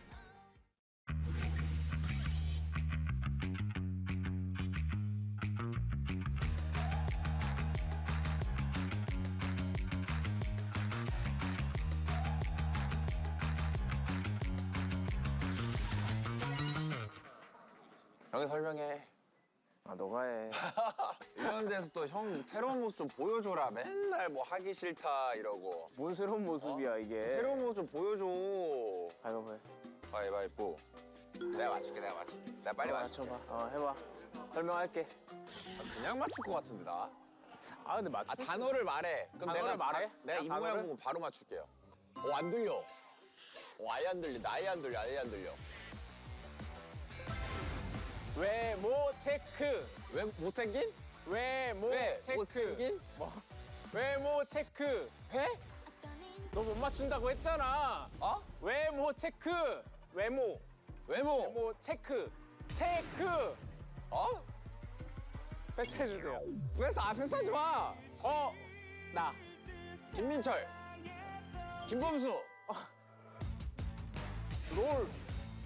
창 던지는 애. 황태온. 황태온. 네 글자, 두 글자, 세 글자, 다섯 글자. 한태원 다 말해봐. 이번 시즌 맵 4인용 다 말해봐. 모르겠는데 아예 모르겠는데. 아 몸으로 하라고 몸으로. 종박사. 나? 종박사. 동박사. 오케이. 동박사. 리브 모바일? 리브 모바일. 그 여기에 있어. 여기에 있어. 뭐? 여기에 있어. ASL, SSL. 패스해주세요. 이거 못해. 아 왜 이렇게 패스를 많이 해? 리페어. 자 테란. SCB. SCB. 고치는 거. 리페어. 뭐라고? 리페어. 안 들려. SCB. 리페어. 센터. 리페어. 베럭스. 이거 지지. 미네랄. 리페어. 납땜. 이거 뭐 뭔데 이거 하는 거? 뭐 어떤 거? 뭔데 한번 미네랄 캐기. 뭐 이렇게 못 맞춰? 아 왜 이렇게 설명을 못해? 설명 못하는 게 아니라 너 그것만 들어도 안 아 나오는데. 뭐였는데? 처음 게 이제 외모 체크였고. 외모 체크? 저를 어떻게 맞춰요 외모 체크를? 아 너 근데 알아듣는 다음에 너가 근데. 형 근데 입이 너무 작아. 내가 입이 작아? 그 뭔데? SCB 뭐야? 리페어. 아 리페어. 아 그럼 좀 설명을 좀 약간 여기 봐봐 리페어 내가 설명해 볼게. 리페어 설명해봐. 와 불나. 그게 설명. 이렇게 좀 해야지. 아 맞잖아요. 너 해봤자 어차피. 아니, 맞잖아. 이거 해도 해야지. 모른다고. 우와, 이거 하고 좀 어떻게 하냐고. 하면 모른다고 그거는. 아 나 알아 이 정도는 해야지 무슨 여기서 근데 설명하라고 미네랄 했잖아. 캐는 줄 알았잖아 내가. 설명을 너무 못한다 진짜. 내가 할 걸 그랬어. 뭐 자신 있어? 둘 다 자신 없는데. 내가 맞춰볼게. 너 맞춰. 씨. 할 수 있지? 해.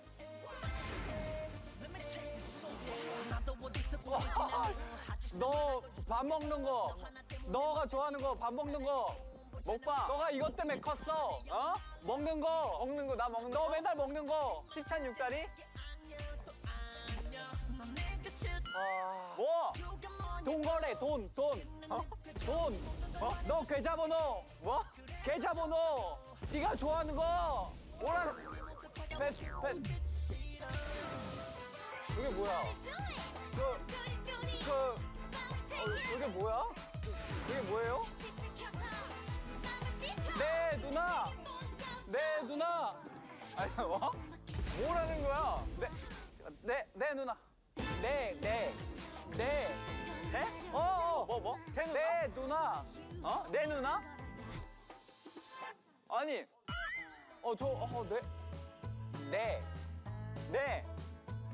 네. 왜? 누. 그래, 나. 네. 왜? 누. 그렇지, 나. 누.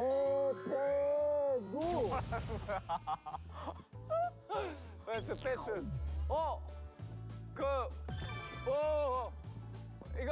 이거. 울. 누. 라. 나. 리. 이게 뭐야? 라. 누. 나. 리.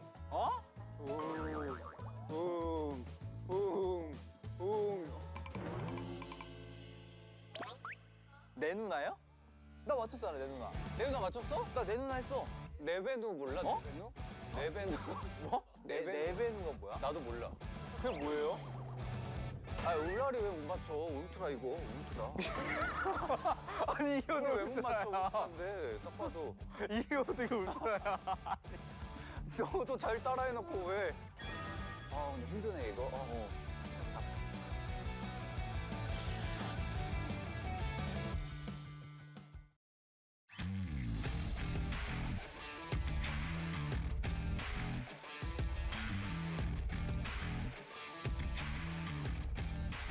Welcome back, everybody. Thank you for waiting. Hope you enjoyed the players playing charades back there. That was very cute. We are going to go into the winner's match. And so the player that survives here now is going to be the first player to move on into the round of 8. That's pretty big. And the round of 8 is deep into an SSL here. And so, I mean, these two guys have played so phenomenally in, the past 3-4 years? Yeah. I'd be happy with either one moving on. Could I predict who's going to take this? I don't think so. What about you, Tastosis? No, it's such a good match. It's such a good match. I'm going to lean towards Soulkey because I just think he is the best player in the world by a decent margin. So yeah, I'm going to go with Soulkey, but Rush is a great Terran. He macros like a fiend. He's got great multitasking. So if he can get a little bit of damage on Soulkey, he'll be able to finish him off, I think. All right, well, let's get into it, guys. This is a best of 3. Best of 1s are done for today in Group A. And so Soulkey versus Rush to see who can go with the first 2 wins and survive moving on into the round of 8.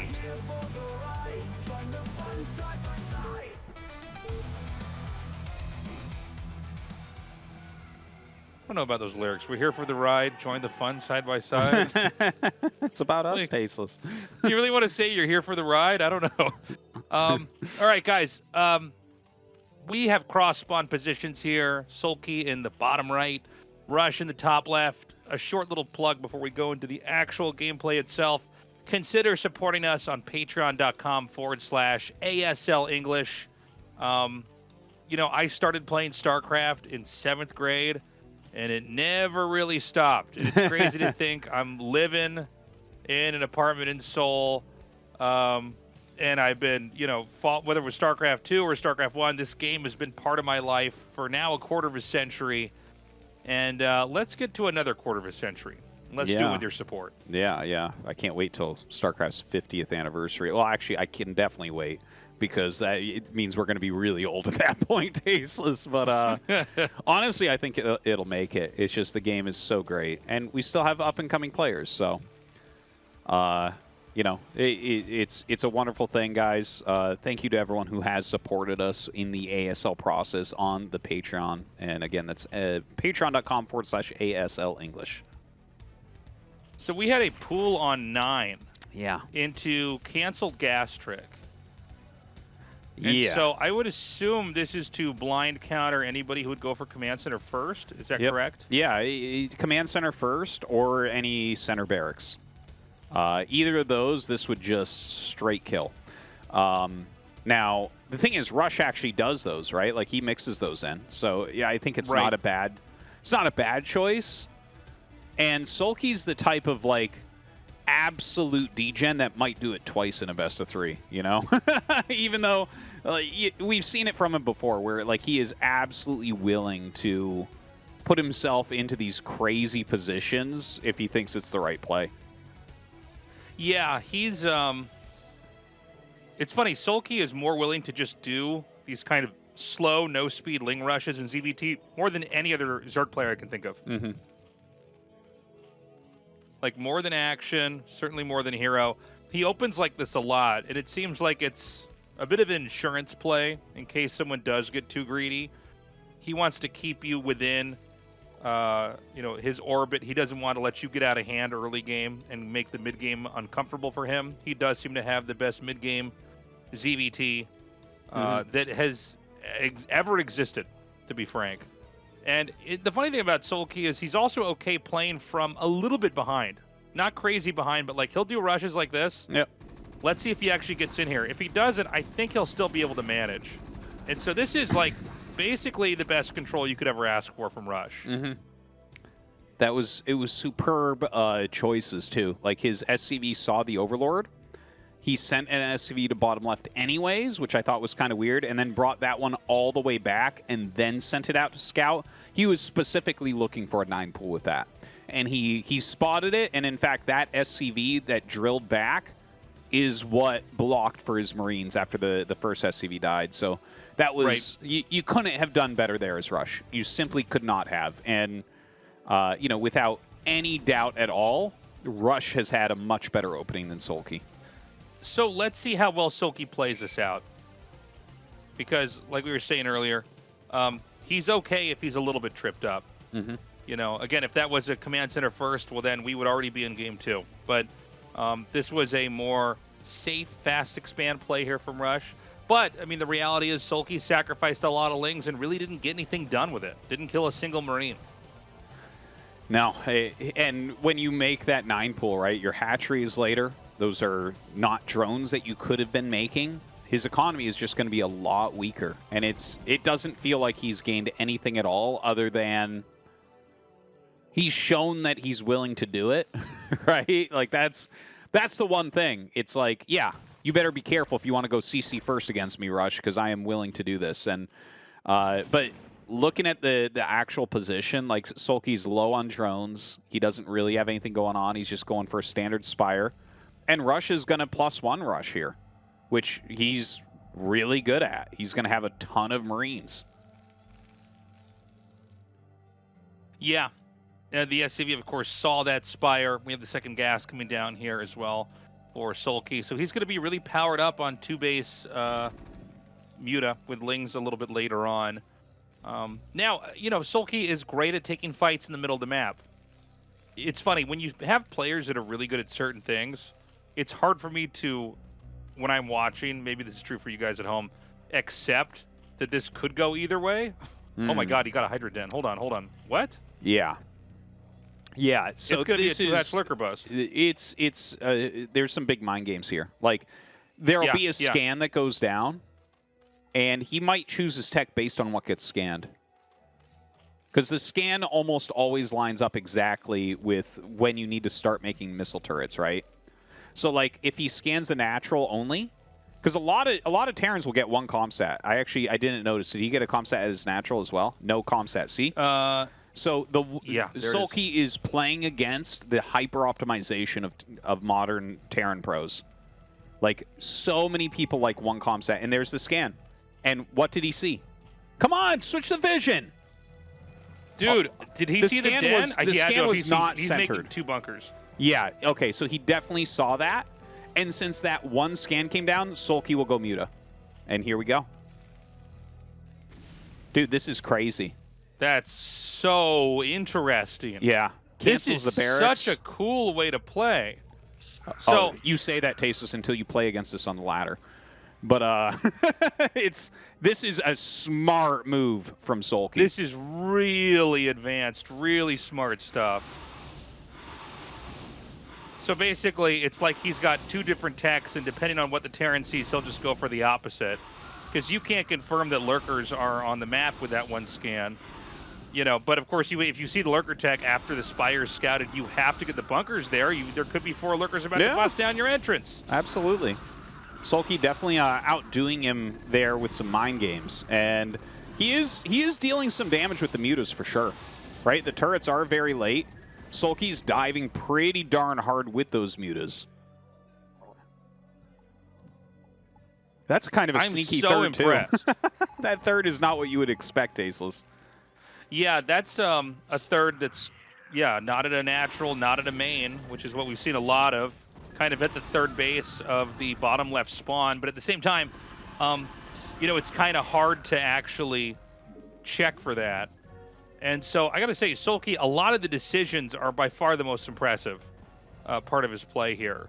And his control's been good, too. I mean, he's really been on top of everything. But talk about taking a kind of bungled opening, hoping to do some extra damage with the Lings, maybe get a punish, maybe get a free win if he goes CC first.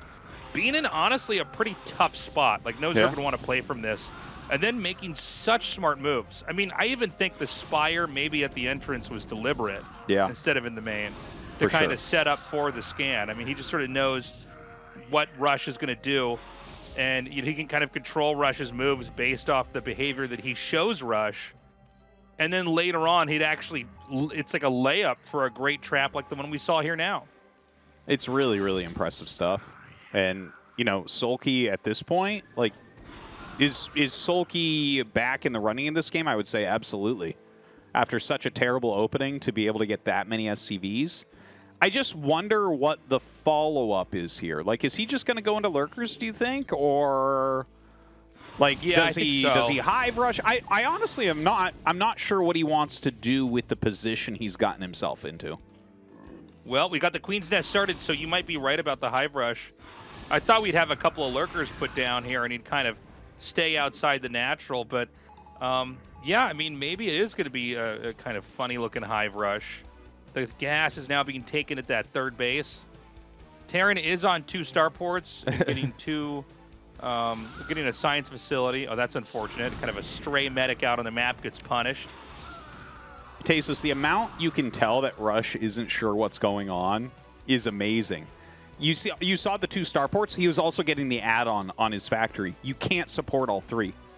You just cannot support all 3. So it's like, are you going vessels or are you going tank vessel? Right? And like, I think on Rush's side, he's just looking at this. He's like, he's supply blocked right now. He's been tricked 100 times.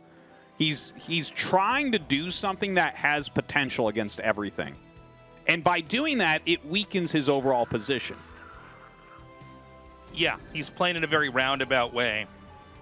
He's baited out a lot of stims, by the way, these Mutas have. Just kind of coming onto the edge. The Hive is almost done. So I assume we're going to have a greater Spire set up here. The first 2 vessels are coming along. He can actually weaken these towers up here. And, this could allow him to, bombard this with Guardians even more quickly. Do you think he's going to go Guardian here? I thought he was, but maybe not. I mean, he could also obviously just go for Defilers. Yeah, if he goes Guardian, there's only going to be 2 Irradiates. So it actually would be strong. A lot of people have been mixing in Guardians in weird spots now. Oh, God, I think he has a couple hold position lurkers out there, Tasteless. Oh, my God.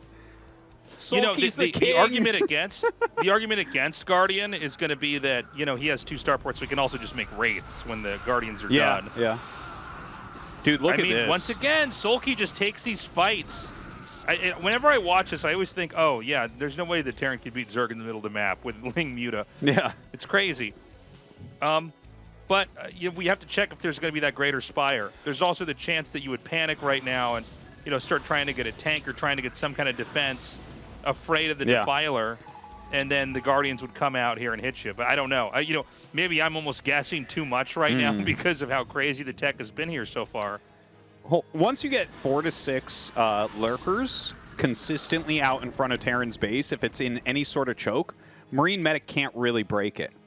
So, like, a Defiler rush here, like you mentioned, would be the scariest thing, and you'd have to get a tank out to help push these back. Maybe that's what he's trying to bait at this point.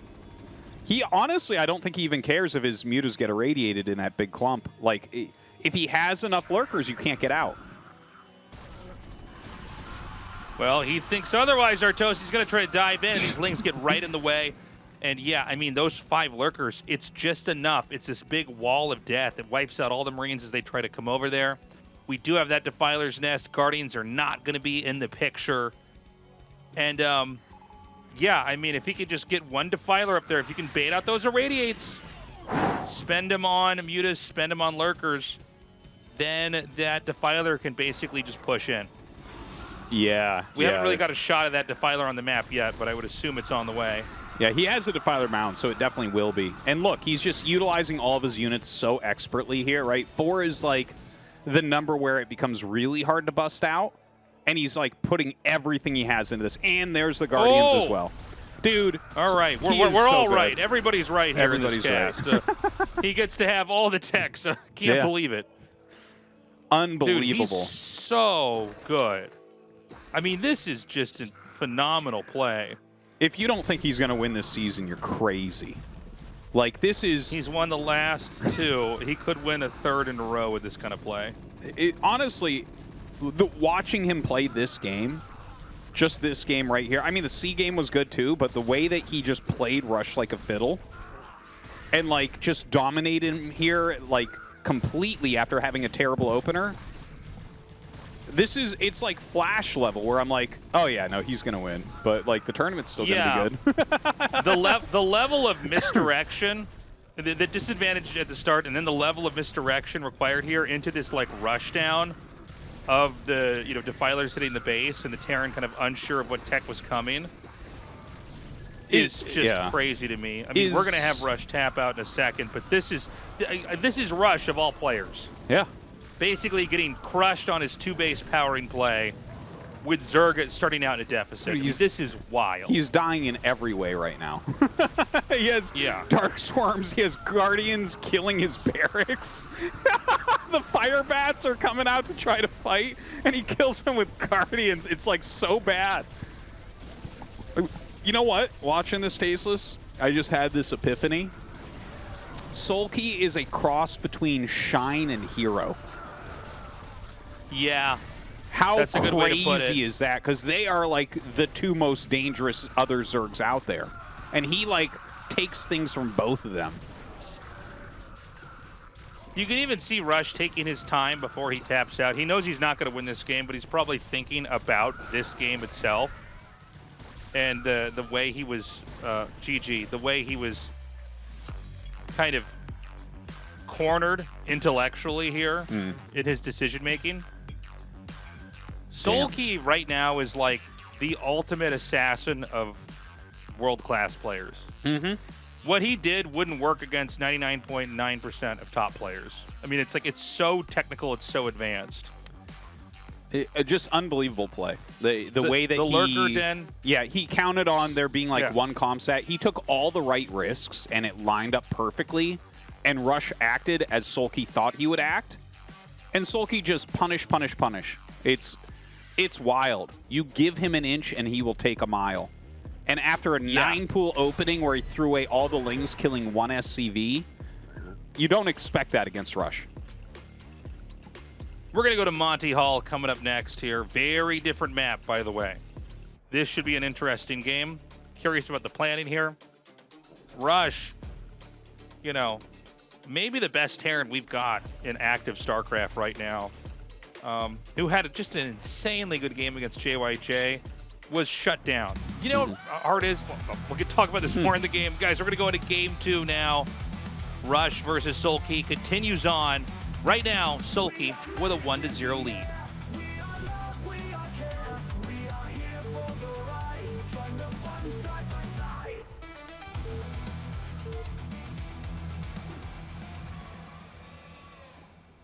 Cross spawns again. Oh, wait, it's Monty Hall. What am I talking about? Sorry, everybody. Like, all they right, didn't so- spawn on the island? That's crazy. Yeah. It'd be funny if only one of them spawned on the island. We're like, oh, that's too bad. I guess he just loses. Yeah. So I just want to point out how it's insane to see that that we had Soulkey smash Rush of all players on 2 bases. Like, think of like players like Rush, JYJ, Light. These are not guys that die on 2 bases, right? That's kind of out of the question. But with just ingenious play, Soulkey did it. This map is a very different map, and it will have its own unique openings and rules that we're going to have to follow here. Yeah, I feel like it's a there's map no. I feel like there's no rules on Monty Hall. It's so wild. Like, you can have some kind of guesses as to what your opponent's going to do. I feel like it's a very bad map for Terran overall, right? Like, when you look at the way Terran generally wins games, it's with, like, very precise timings and stuff. And here, everything's kind of choked off. And it just makes it really, really hard for... Yeah, I would agree with that. Yeah. I feel like it's a pretty tough map. TVZ, there might be a way to play it. You know, so this is a map that you start out on islands, but you can mine out positions and open it up, and it becomes very pushable, but it doesn't have a lot of the same rules Terran would have to follow to play safely. So it's going to be a quick expand here for Soulkey. Now, when you have a weird map like this, there's always the opportunity to do something weird, like, you know, do some kind of island-based play stuff. Seems like Soulkey wants to shuffle workers through to the other side of these patches. That's interesting that he shoved What a is second that? worker through. He must be going Is double he going to expand. go 3-hatch? Yeah, I think he is. Yeah. So I guess the idea is that he wants to at least remove a mineral from the patch no matter what. He doesn't care if it gets returned. Dude, what are we doing? All of his drones are going out of the map? What are we doing? Well, okay, wait. He didn't take a third base, by the way, on that with that bottom drone. I thought he was going to expand further down. He takes a third base there. Okay. Oh man, this is getting weird. It's getting real weird. Rush is putting something up there. I guess it's a factory. Yeah. Up in the above his, like, kind of, I don't know, natural you would call it. Terran almost always expands to the north here. Yeah, this is very weird stuff from Soulkey, having that drone. Yeah, I guess he just scouted that whole side with the second drone he popped down. So it is a double expansion from him. There's the factory.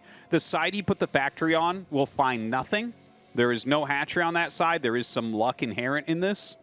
So, like, if he makes a vulture, maybe he can jump it over the mineral patches or something, but it's not like there's a hatchery there for him to try to harass. So, obviously, Terran on one base is going to have problems against a 3-base Zerg if the game goes on for a long time. Terran on one base versus a 2-base Zerg is already a problem. Each of these bases are very isolated from each other. So, yeah, I'm not sure what to make of this. It does seem like Soulkey's intent on opening up at least 2 of the pathways on this map. And it is going to be 3-hatch Hydra, which is very unusual versus Terran.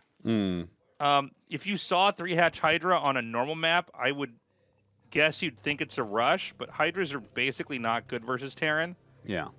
Well, I guess they can be okay. Okay, well, hold on. He's going to try to get this vulture through here. Oh, this is stressing me out, man. Yeah, if you can't get it If you're quick. trying to do this in an actual tournament match where you're like, are you serious? Like, I'm going to... Oh. I think he should glitch click it as it's going in. There you go. That's better. Not if you wait until the SCV's at the front, it glitches backwards more often. But anyways, I think it's 1 click, too, to get it through. Just 1 right click. Yeah, maybe. Great scouting here with the Vulture. And the Vulture, I mean, it can get some decent damage. You can actually micro a Vulture versus a slow Hydra with no range reasonably well. Obviously, you're not going to, like, kill all this, but he's getting very good intel. Sees the Hydralisk Den, sees the lair. And I think he knows now that there's going to be 2 bases there. Yeah, he's scouted enough to know that. Yeah, so he sees it's a 3-base total. The main and the 2 extra bases. And, you know, Terran's gone from one of these technical comps where there's a starport, a barracks, and a factory, so it's a 1-1-1. You do have to be careful against, like, Hydra Zergling with that. Mm-hmm. You know, basically, the reason why you don't see Hydralisk Zergling early on versus Terran, in general, is because Terran can get Medic Marine. And that'll just stem and heal and kill everything. Mm-hmm. Like, this is why you have to have Lurkers or you have to have Mutalisks. Speedlings are also great with both of those, but Hydra's not so much. But the Hydras may just be like a fail-safe because Wraith play is so tempting on this map. We're already seeing that here now. But there's a world where we could have had double Starport Wraith, and maybe the Hydras are meant to just lock that out. Yeah, or Vultures, right? Like a Vulture drop could have been a reasonable idea. Yeah. And, you know, the thing is, he expanded twice before anything, basically, right? So even if Hydra Ling is going to be at a little bit of a disadvantage, you know, Rush's economy is so much later, his production is so much later, the Hydra Ling will be fine for a bit, right? Like, if nothing happens for a few minutes, okay, the Marines and Medics coming out will definitely smash. But for a while, Soulkey's good. Okay, the Wraith is going to continue to scout. He's getting confirmation of all the tech that's coming here. Looks like he is going to be, killed off there, so the Wraith isn't going to be a tool that he can use anymore. Drone going to open up this part of the map down here. And we're going to see that steady transition into bio play, into that SK Terran play from the 1-1-1, which is very, very par for the course, very normal. And this is probably going to be a bit of a long game. I don't think that Zerg can kill the Terran right away. Yeah. And I certainly don't think Terran can kill the Zerg right away either. Queen's Nest is coming. That's a funny time for the Queen's Nest. A Queen's Nest before we've even seen a Lurker made. Yeah. And it's actually a Hydra speed upgrade. Well, you know, this is weird. He has the using advantage right now, so it kind of makes sense to me, right? Like, when Terran does one base tech into a very late command center, it's going to be a while. Like, even though their units are technically supposed to counter, it's like, well, a lot of anything is pretty good. Oh. Yeah, look at this. Just smashing through. Oh, my God. Is this just going to end, Tasteless? Is this going to be like... I think this is over. I just thought there were going to be SCVs here to repair. You know, this is the funny thing with Terran. I think a lot of times you look at expansions and you go, well, I can't kill that because SCVs can repair bunkers. And it's like, what if the SCVs don't get there in time? So the Hydras are going to be chased away. Actually, I think this game won't end, but that was a little bit stunning to see them just get in there and do that damage. Yeah, and right I'm now, sure you guys at home can relate. Like, how often do you see Hydras fight Terran? You know? Not too often. And if they are fighting, it's with Dark Swarm and Plague everywhere, so definitely a different situation. He does have that +1 going, getting Stim in range. He's making vessels and siege tanks, so it's like, okay, like, are we going to see like a timing push come out of Rush? Because the Hive is already on the way. The timing push has no chance of killing him before Defilers are ready. I can't see it. I can't see it. And I don't know. Because it's so hard to get through some of these little areas. Oh, he's mining the center. Okay, so maybe that's the idea, is you push up into one of the expansions as opposed to the main base. Yeah, that seems about right. You know, Soulkey going for this very passive macro style. You know, he did that Hydra attack that wasn't really intended to close the game out or win. He would have had more Hydras coming from behind there if that was the case. But instead, he's just going to sit back and drink up the 2 expansions he's took right away.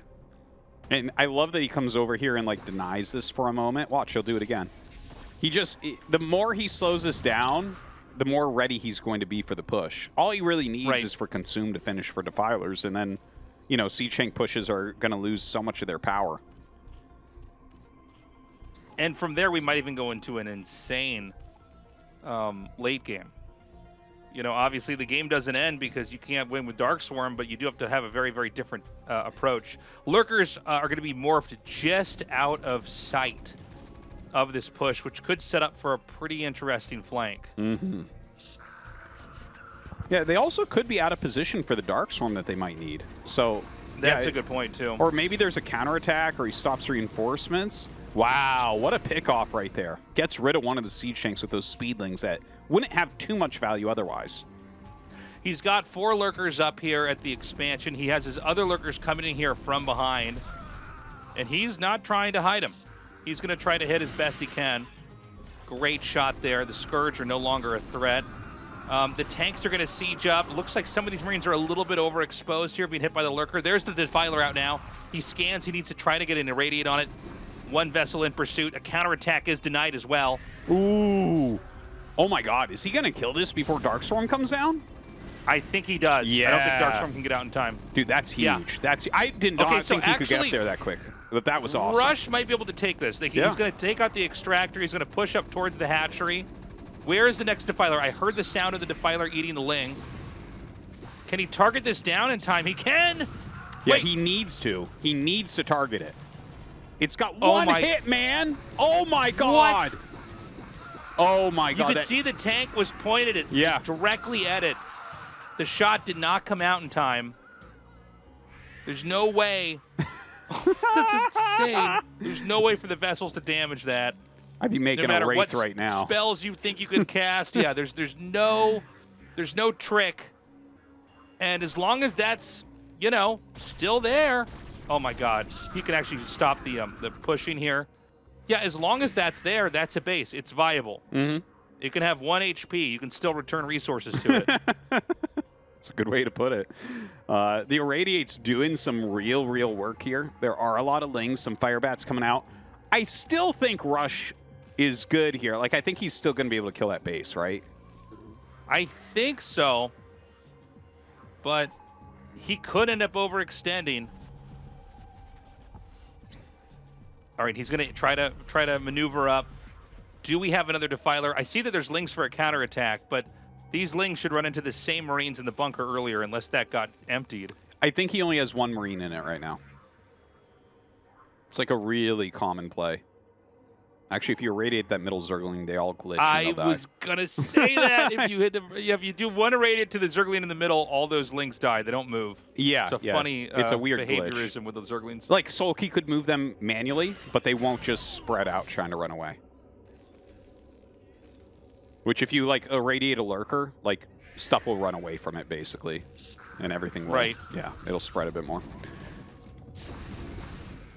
He's trying to force a Dark Swarm a little bit earlier. There it is. So now that can be ignored. A 4th base being taken. Terran's still on 2. Rush you don't never need got to take a third or fourth. Sorry, go ahead. Just Rush never got that hatchery tasteless. Like, I felt like he might have had some sort of opportunity with the fire bats and everything of getting through. How do you... Ooh. How do you really play good from control here? by Rush. Yeah, how do you play from here as Rush, though? Because now Soulkey's taken a fourth. Know. He's been on 3 gas this entire time. And... like, what does Rush actually have going on? Like, I guess he has an okay amount of bio and vessels, and there's a lot of room out there to micro and everything. But Soulkey is, like, his supply is really high. Like, 90 right now against 107. Zerg's winning in a position that looks like this. Yeah, I think he should have gone for 2 to 4 dropships. Yeah. And started hitting other locations. Maybe. Including possibly that injured... hatchery, although maybe that's overkill. Because, I mean, at this point in time, it's pretty hard to clash head-to-head in that position. Well, that is definitely a huge Terran Band-Aid that we use in TVZ a lot, Tasteless, is when you feel screwed, make 4 dropships. That 4 dropships will get you a lot of wins that you don't expect. Dark Swarm on these areas that we haven't really given much attention to on the map are starting to become real threats here. I mean, this is where his production is. He's about to have Dark Swarm right over here. I mean, this alone could be devastating. He is making fire bats, so as long as there's a couple fire bats, the Dark Swarm isn't a fatal blow. And it looks like he's barely going to hold this off. This has been a really exciting game. He specifically plagued those Tasteless, the fire bats. He plagued them so his lanes could beat them, and they did. So annoying play here from Soulkey, doing a great job against Rush, who's like being taxed in really funny ways all over the place. Yeah, this is, by the way, on both sides, just a hard game to play. Okay, he's going to try to dive in. This is right before Lurkers could finish. If he's fast enough, oh, he's going to go for the Defiler. That stays alive. Can he try to get these Lurkers? He can try to run to the side. Oh, man. They kind of get stuck on the Hydras. That was sort of unfortunate. Yeah, loses a lot more there, and he just moves those Lurkers over, has the Hydras to clear this up, loses the Defiler, but that's fine for Soulkey. That's like Soulkey taking base number 5. So, yeah, it's like 5 base versus 2. Like, 4 against 2 is hugely losing for Terran. Hugely losing. By the way, games like this are why this map is interesting to watch. Yeah. When you get 2 top players. I mean, this is a really fascinating game with each of the 3 lanes being used here. There's the double dropship, Tastosis. Well, that's going to be something that has to pay off for him. Yes. Now, he's kept most of his vessels alive. That's really important. The vessels are going to give you value over time. He's going to come in here and drop. This is crazy. No. That's just not going to work. Ooh, he's looking for a second location, but the Hydras are hot on those dropships' tails. As long as he just has a bunch of units, you can't really unload. Even if your units are supposed to be higher quality, it doesn't really matter. Like, the Hydra Ling will clear it.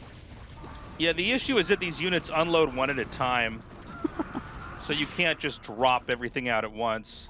He is going to try to come in from the side now and attack. I guess, taking that third base at the top right, you kind of reinforce from the position that you're also expanding from, which, organically keeps that third base safe. He might want to do the eraser there. I don't see any, well, no, you shouldn't. There's tons of Hydras here.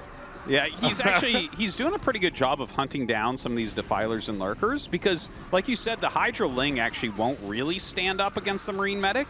But if there's a Plague, if there's a Dark Swarm, absolutely it will. And, well, there's the Dark Swarm, so you have to turn around. A lot of Fire Bats coming up. Sometimes these positions become really funny where it's just Hydras under a Dark Storm. You get a Fire Bat under there, and Zerg's like, oh, no. This works for him as well. So wait, does Terran actually know about the 5th base?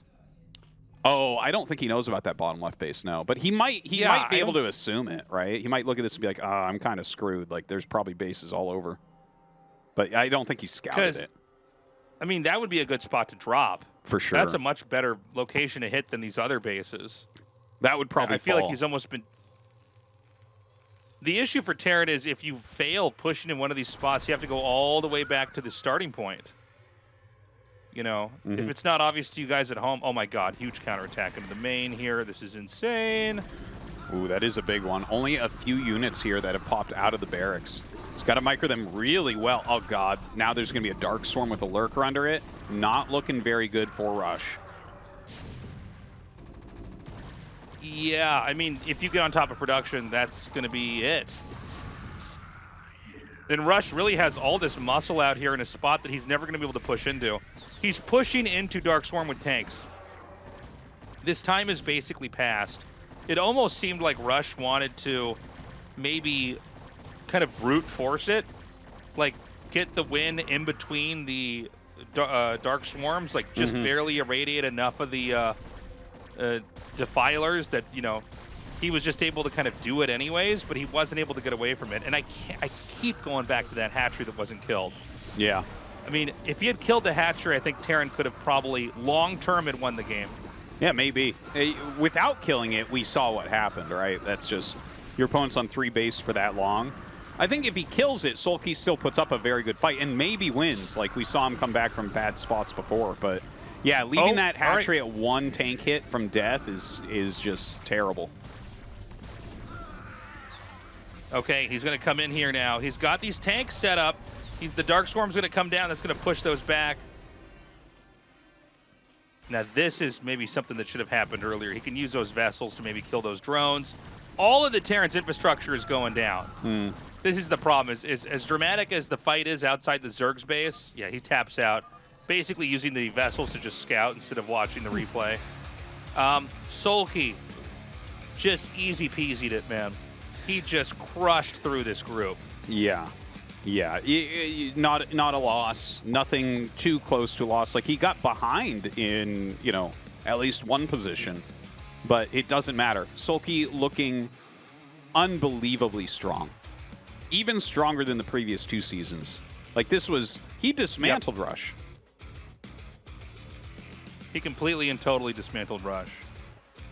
I mean, it was just incredible to see. I think we might have a quick recap of that game, but, like, he might just win this season again. Oh, 3 in a row if that happens. Yeah. And, I mean, we're starting to get towards an unbelievable status at that point, right? 3 in a row. We had Queen do 2 in a row, right? And that was amazing. And then Queen kind of fell off. Here, Soulkey, he looks like the best player. See, yeah, he needed to focus fire for another few seconds there, and this whole game might have looked different. You saw the second tank that was killed. The cannon was pointed directly up towards the hatchery. So had they gotten one more shot off, it would have killed the hatchery. But you could have also targeted that with the Marines. Yeah. You know? He had a short window where the Marines would have killed it right as those Lings came in, but he let them focus fire on whatever they wanted, and that's where it went wrong. All right, guys, we're going to go to that interview now and see how Soulkey's feeling. He's the first player to move on to the round of 8. We have our first player through to the round of 8 here at 2024 SSL Autumn. Let's have a word with defending champion Soulkey. Congratulations. Thank you. Soulkey, you're still riding that high as this is your 7th season in a row making it into the round of 8. Let's first hear how you're feeling. Well, it was a 3 Terran group, which had me a bit worried too, but the games went better than I expected. If this is my current form, then I'm confident going into the quarterfinals.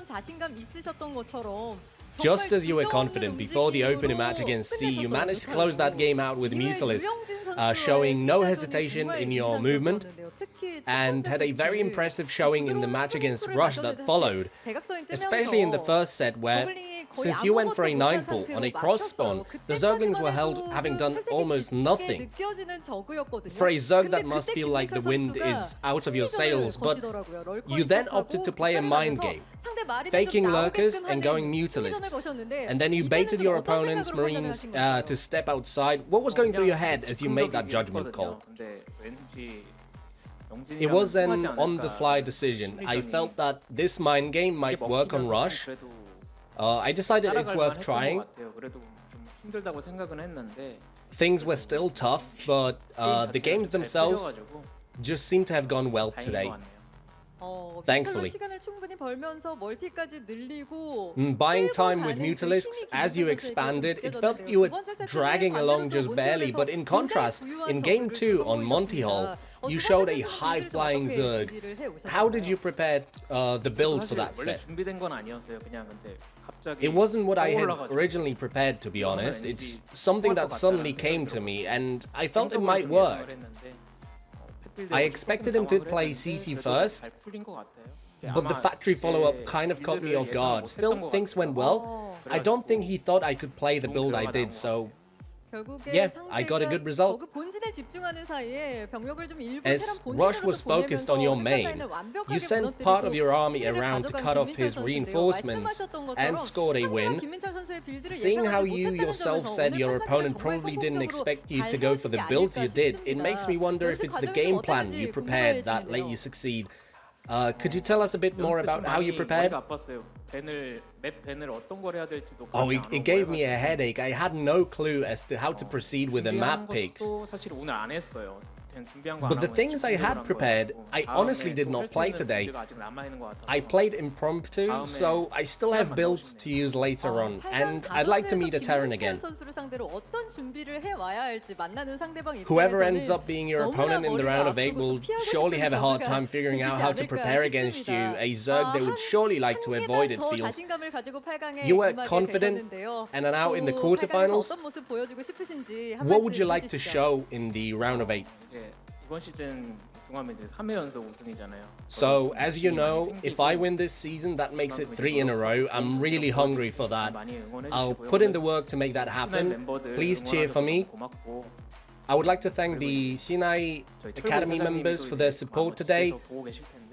I know Terror is surely watching this from home. I would like to thank him for always looking after me. I will win in the round of 8 even just so I'm able to give him another shout out. Okay, once again, congratulations on making the round of 8. We'll see you in the quarterfinals. Thank you. And that does it for our interview with this season's first quarterfinalist. Let's now take a look at the event we have going on. It's a winner prediction event, which you can participate in through the Africa TV esports page. We'll run a raffle among those who predict correctly with handheld fans and carry bags up for grabs. We hope to see you take part. Now you're waiting for the losers and elimination matches. We'll take a short break and return for the losers match between C and JYJ.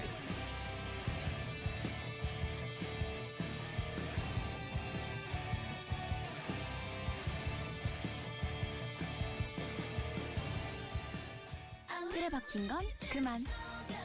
구속은 사양할게. 부담 없는 게 좋아. 통신을 내 방식대로. Live my life. Live M.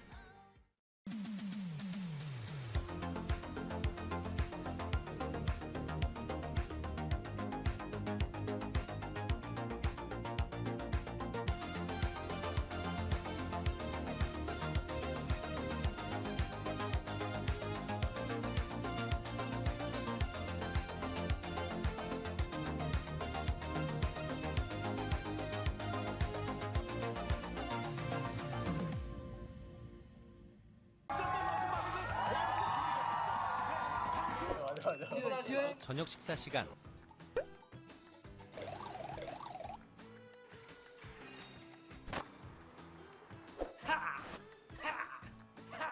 아, 다 튀었네. 졸라 안 깎여. 늘 먹던 호텔 스타일 맛이에요.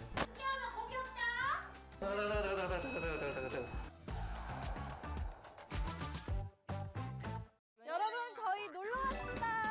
물맑은 승무원으로 왔습니다. 100일장을 끝일까? 해살이 돋았다. 근데 허브맛 솔트도 좋은데. 아니요? 네. 맛있겠다.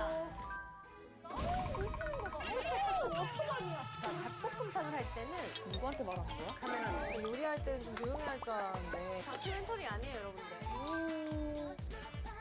맛있어. 오. 바베큐 파티! 진짜 맛있겠죠? 맛있네. 양념이 짱짱하네.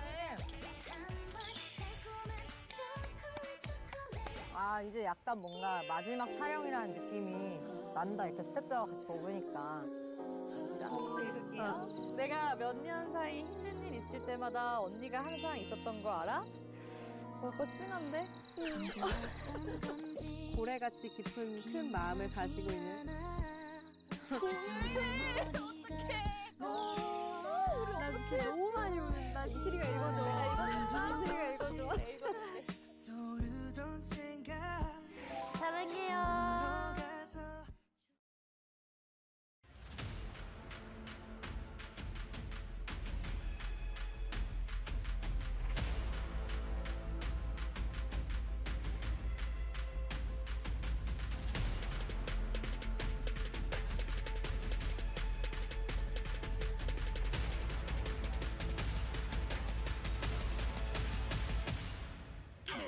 Doors up and my door shut. D&D, so don't call up. A few missed meals, so what? Crunch time about to crawl up. I'm a force under big pressure. Under pressure, they sprawl guts. If you coasting with a mediocre, then any over you cold luck. I've been about the grind though. Got plenty of receipts too. My lower back tell me all the time what 12 hours on repeat, dude. But can't stop, but don't got breaks. I've been putting in years, dude. Ain't it funny how you get lucky when you work harder than your peers do? Guess I'm lucky all day. Guess what? I guess I'm lucky all day. I guess I'm lucky all day. Know you wanna tell me that I'm lucky all day. Some call me a king, others say I drew oasis. They think I picked up the crown from the pavement. Well, if I'm lucky, guess I'm lucky all day. Guess I'm lucky all day. Guess I'm lucky all day. Everybody around me gets gold things. Call it coincidence or good omens. If I'm lucky, guess I'm lucky all day. Guess I'm lucky all day. Guess I'm lucky all day now.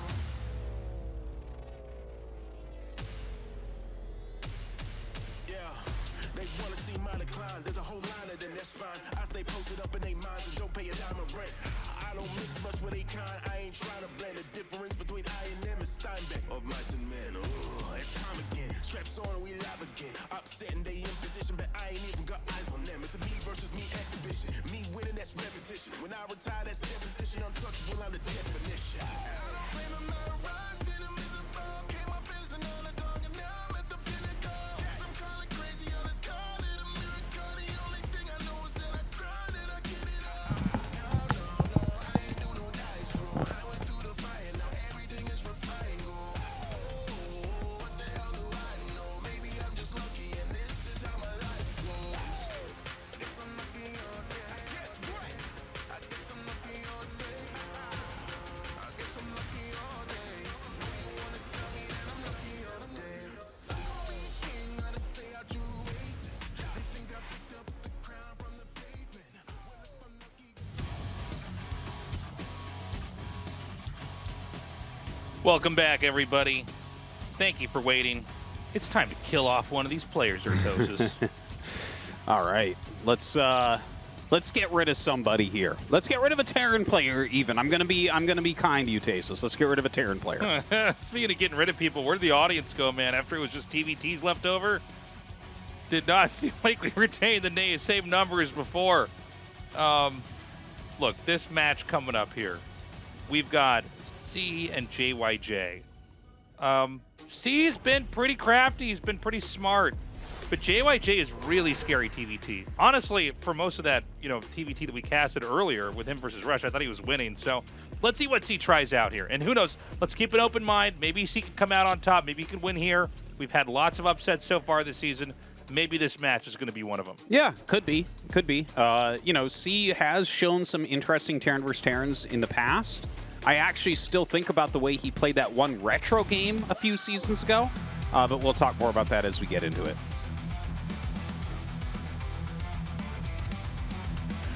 We are magic in the air. We are love, we are care. We are here for the ride. Join the fun side by side.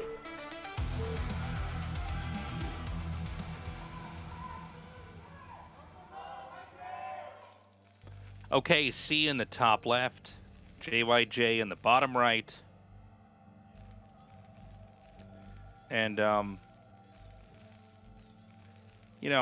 C is a player who's been around for an extremely long time in StarCraft. And there were periods where he was like one of the very best StarCraft players post StarCraft Remastered. Yeah. We had a great finals with him versus Flash.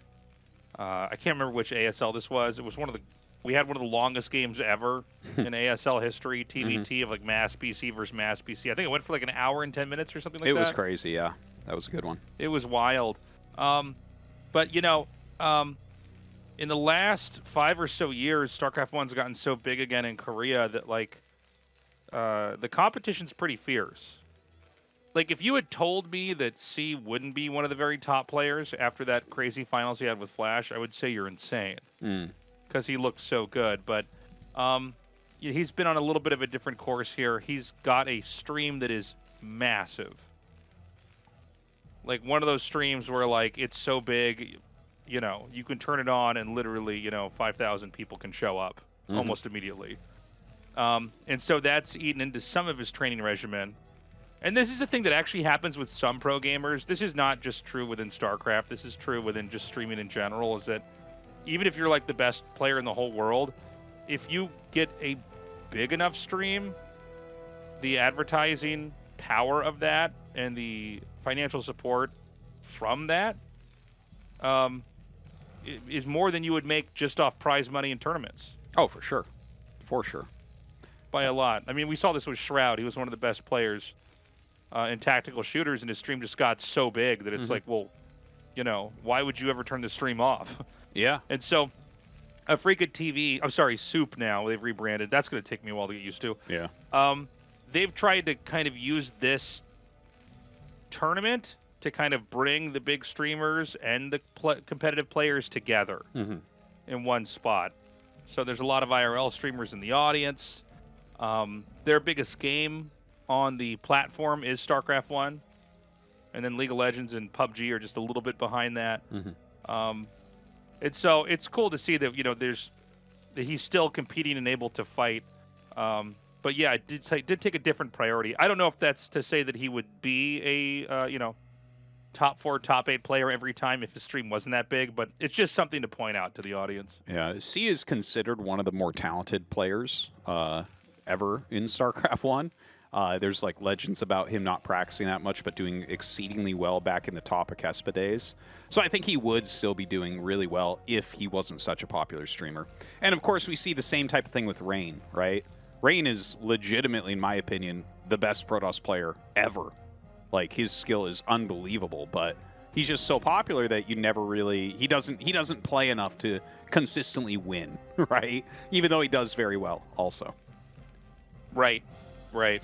And this is kind of a larger issue within esports is, you know, as esports itself has always lagged a little bit with making money when compared to big streams. Hold on a second. I just got to point out this interaction here. JYJ just nipping away at the Marines over here for C. C does get his bunker up and his expansion up. But yeah, as money in esports has always lagged compared to the money that comes in with streaming due to the different business models that are there. It is a funny predicament to be in when you're both a top player and somebody who's got just a huge mammoth-sized stream. Yeah. So, talking about this particular match going on right now, you know, with the cross spawn plus a gasless expansion here from C, he will have a little bit better economy for sure. Normally what that translates into is you can get your factories up a little bit quicker. So, like, for instance, if they both go Vulture here, you can technically play Vulture against a gasless expansion. You can't with a factory expansion, right? Because that's what JYJ is doing. He just did factory command center, whereas this was barracks command center for C. Technically, again, you can play Vulture versus Vulture, although it's very hard. JYJ is making multiple Vultures. We'll see if he goes Mines. That looks like it's probably Mines. That's generally the most popular way to play against something like this. And then C, you see over here, he's actually playing kind of a little bit of a catch-all. It's not the most powerful way. Oh, he actually did get speed. Okay. It's not the most powerful way to play a gasless expansion, but he's going Goliath tank. So he's not going to be caught off guard and die to anything with something like this. Or maybe not. He just popped out Vultures himself. Maybe he's just getting the armory to be safe. So the mines are going to be planted over here outside the entrance. Oh, my bad. It was mines. Yeah, it's going to be Vultures on both sides. How did... I could have sworn, I guess vultures are just that fast, man. I just caught a glimpse of one of them moving. I'm like, oh, that's speed. Okay. No, never mind. It is mines. And mines makes more sense anyways. If you go speed, it's for a run by generally. And the setup that C had, it didn't look good against that. So C's actually snuck 2 vultures out. Now you got to be careful because vultures are very good at hunting down other vultures, and 2 are such low in number that if they can be isolated or chased down, they will just be killed off, and you're going to get no value out of them. And so they do turn around. JYJ doesn't pursue it. JYJ's barracks, by the way, in the red, close to burning down. Excuse me, close to burning down. So he's going to have to get that repaired, or he will have to get it remade. It is a problem if you lose your barracks right around this time of the game. Yeah. Because this is right when you're starting to throw down a lot of factories. Yeah, it really does kind of hobble your production a little bit there, so you want to be careful about that. Now, JYJ, with his heavy vulture production, is catching C's vultures here. C has done such a defensive opener. Look at this, 4 Goliaths right now. Not very common with a gasless expansion opener. There's not really a reason to do it. Yeah, that's really curious to me. Remember, Goliaths can set off mines. Other vultures can't. Yeah. So I don't know if he wants to try to move through here and clear mines and then set up. But, when you get enough vultures, it seems like you could just overwhelm the Goliaths and plant mines around them, just like they're dragoons. Yeah, occasionally you can, but if there's anything else there, you kind of avoid, like, in the very early game, Goliaths are considered to counter vultures, but they don't scale very well. Like, the value of those Goliaths is not going to be much higher than it is right now. So he is trying to clear a little bit, and he has just enough, it looks like, to clear this. Unless a mine hits, and then he'll lose everything. Yes. So that is a risk. But I think what we've seen here from C, he got some vultures out, did a little bit of scouting, laid a few mines out, went for 4 Goliaths to be invincible for a little bit, and then very quickly powered up to 5 factories. So his actual 5 factory timing here is quite quick.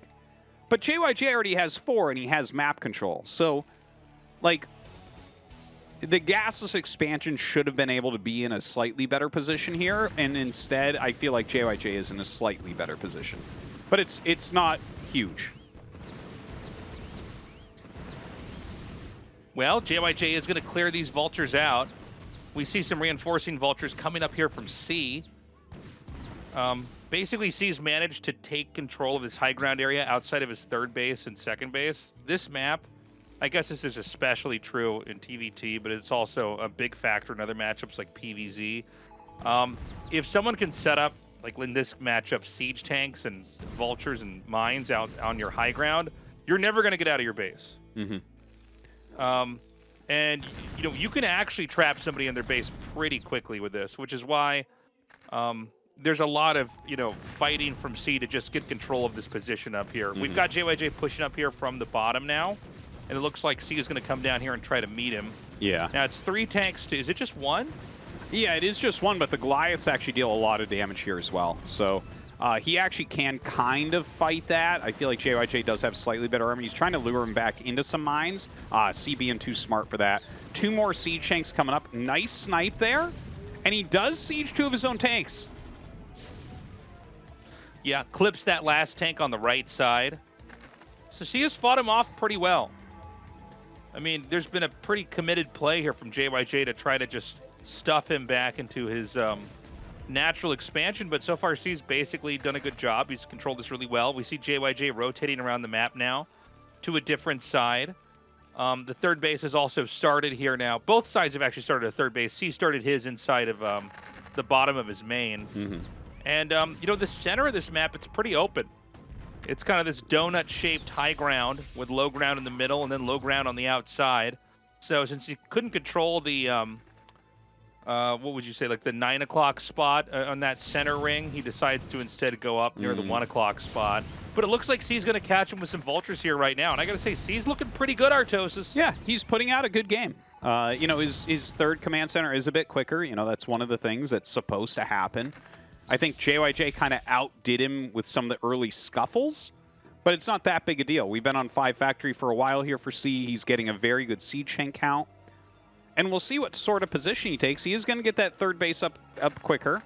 And, you know, I kind of alluded to it at the beginning. You know, I believe it was against Light, that retro game he played in TVT.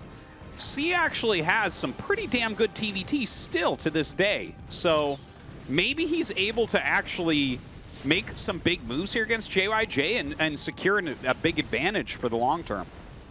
Like, look at this. Yeah. Dude, this is huge. I mean, C, yeah, if JYJ keeps feeding into C, C is eventually going to have this turn into a reversal of the position where he can actually control the high ground area outside of JYJ's base. Really looking nice. Yeah. Yeah, it's looking really good, man. He's got the barracks out here to spot because tanks can shoot further than they can see. I think that might have been a second starport that was thrown down. No. Oh, he had to actually remake the barracks, excuse me. But he is going for Wraith and Cloak here. So that's going to be JYJ's layup to try to get control of the center of the map again. Dropship play here from C. And this is a game where nobody's expanded to the other 2 locations on the map. We have a vacancy at the top right and a vacancy at the bottom left. Now, I don't know if he scanned that Cloak was on the way. The fact that he's making 2 missile turrets here, like, JYJ is not going to be happy about this because he has a dropship going in.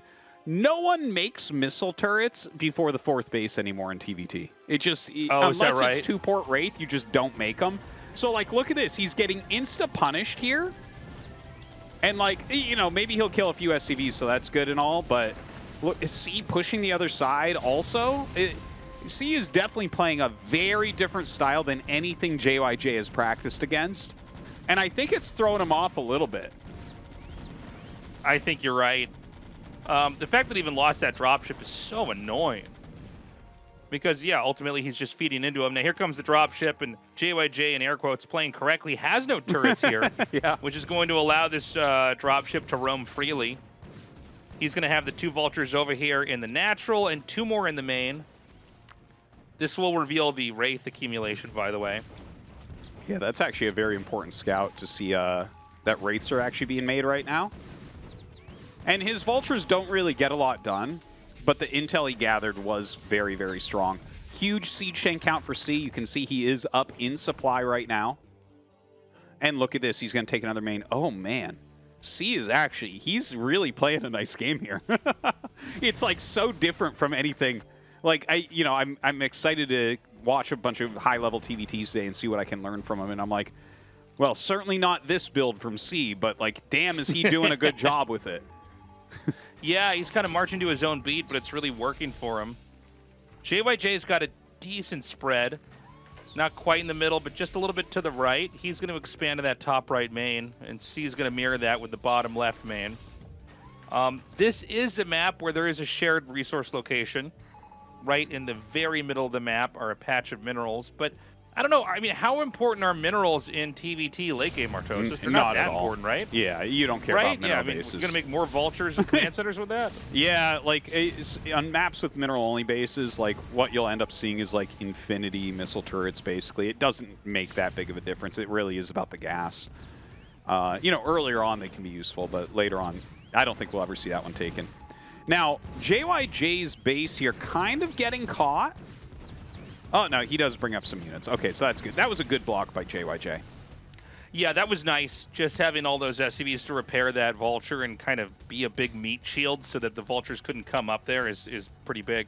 There's about 6 Wraiths in hand here for JYJ.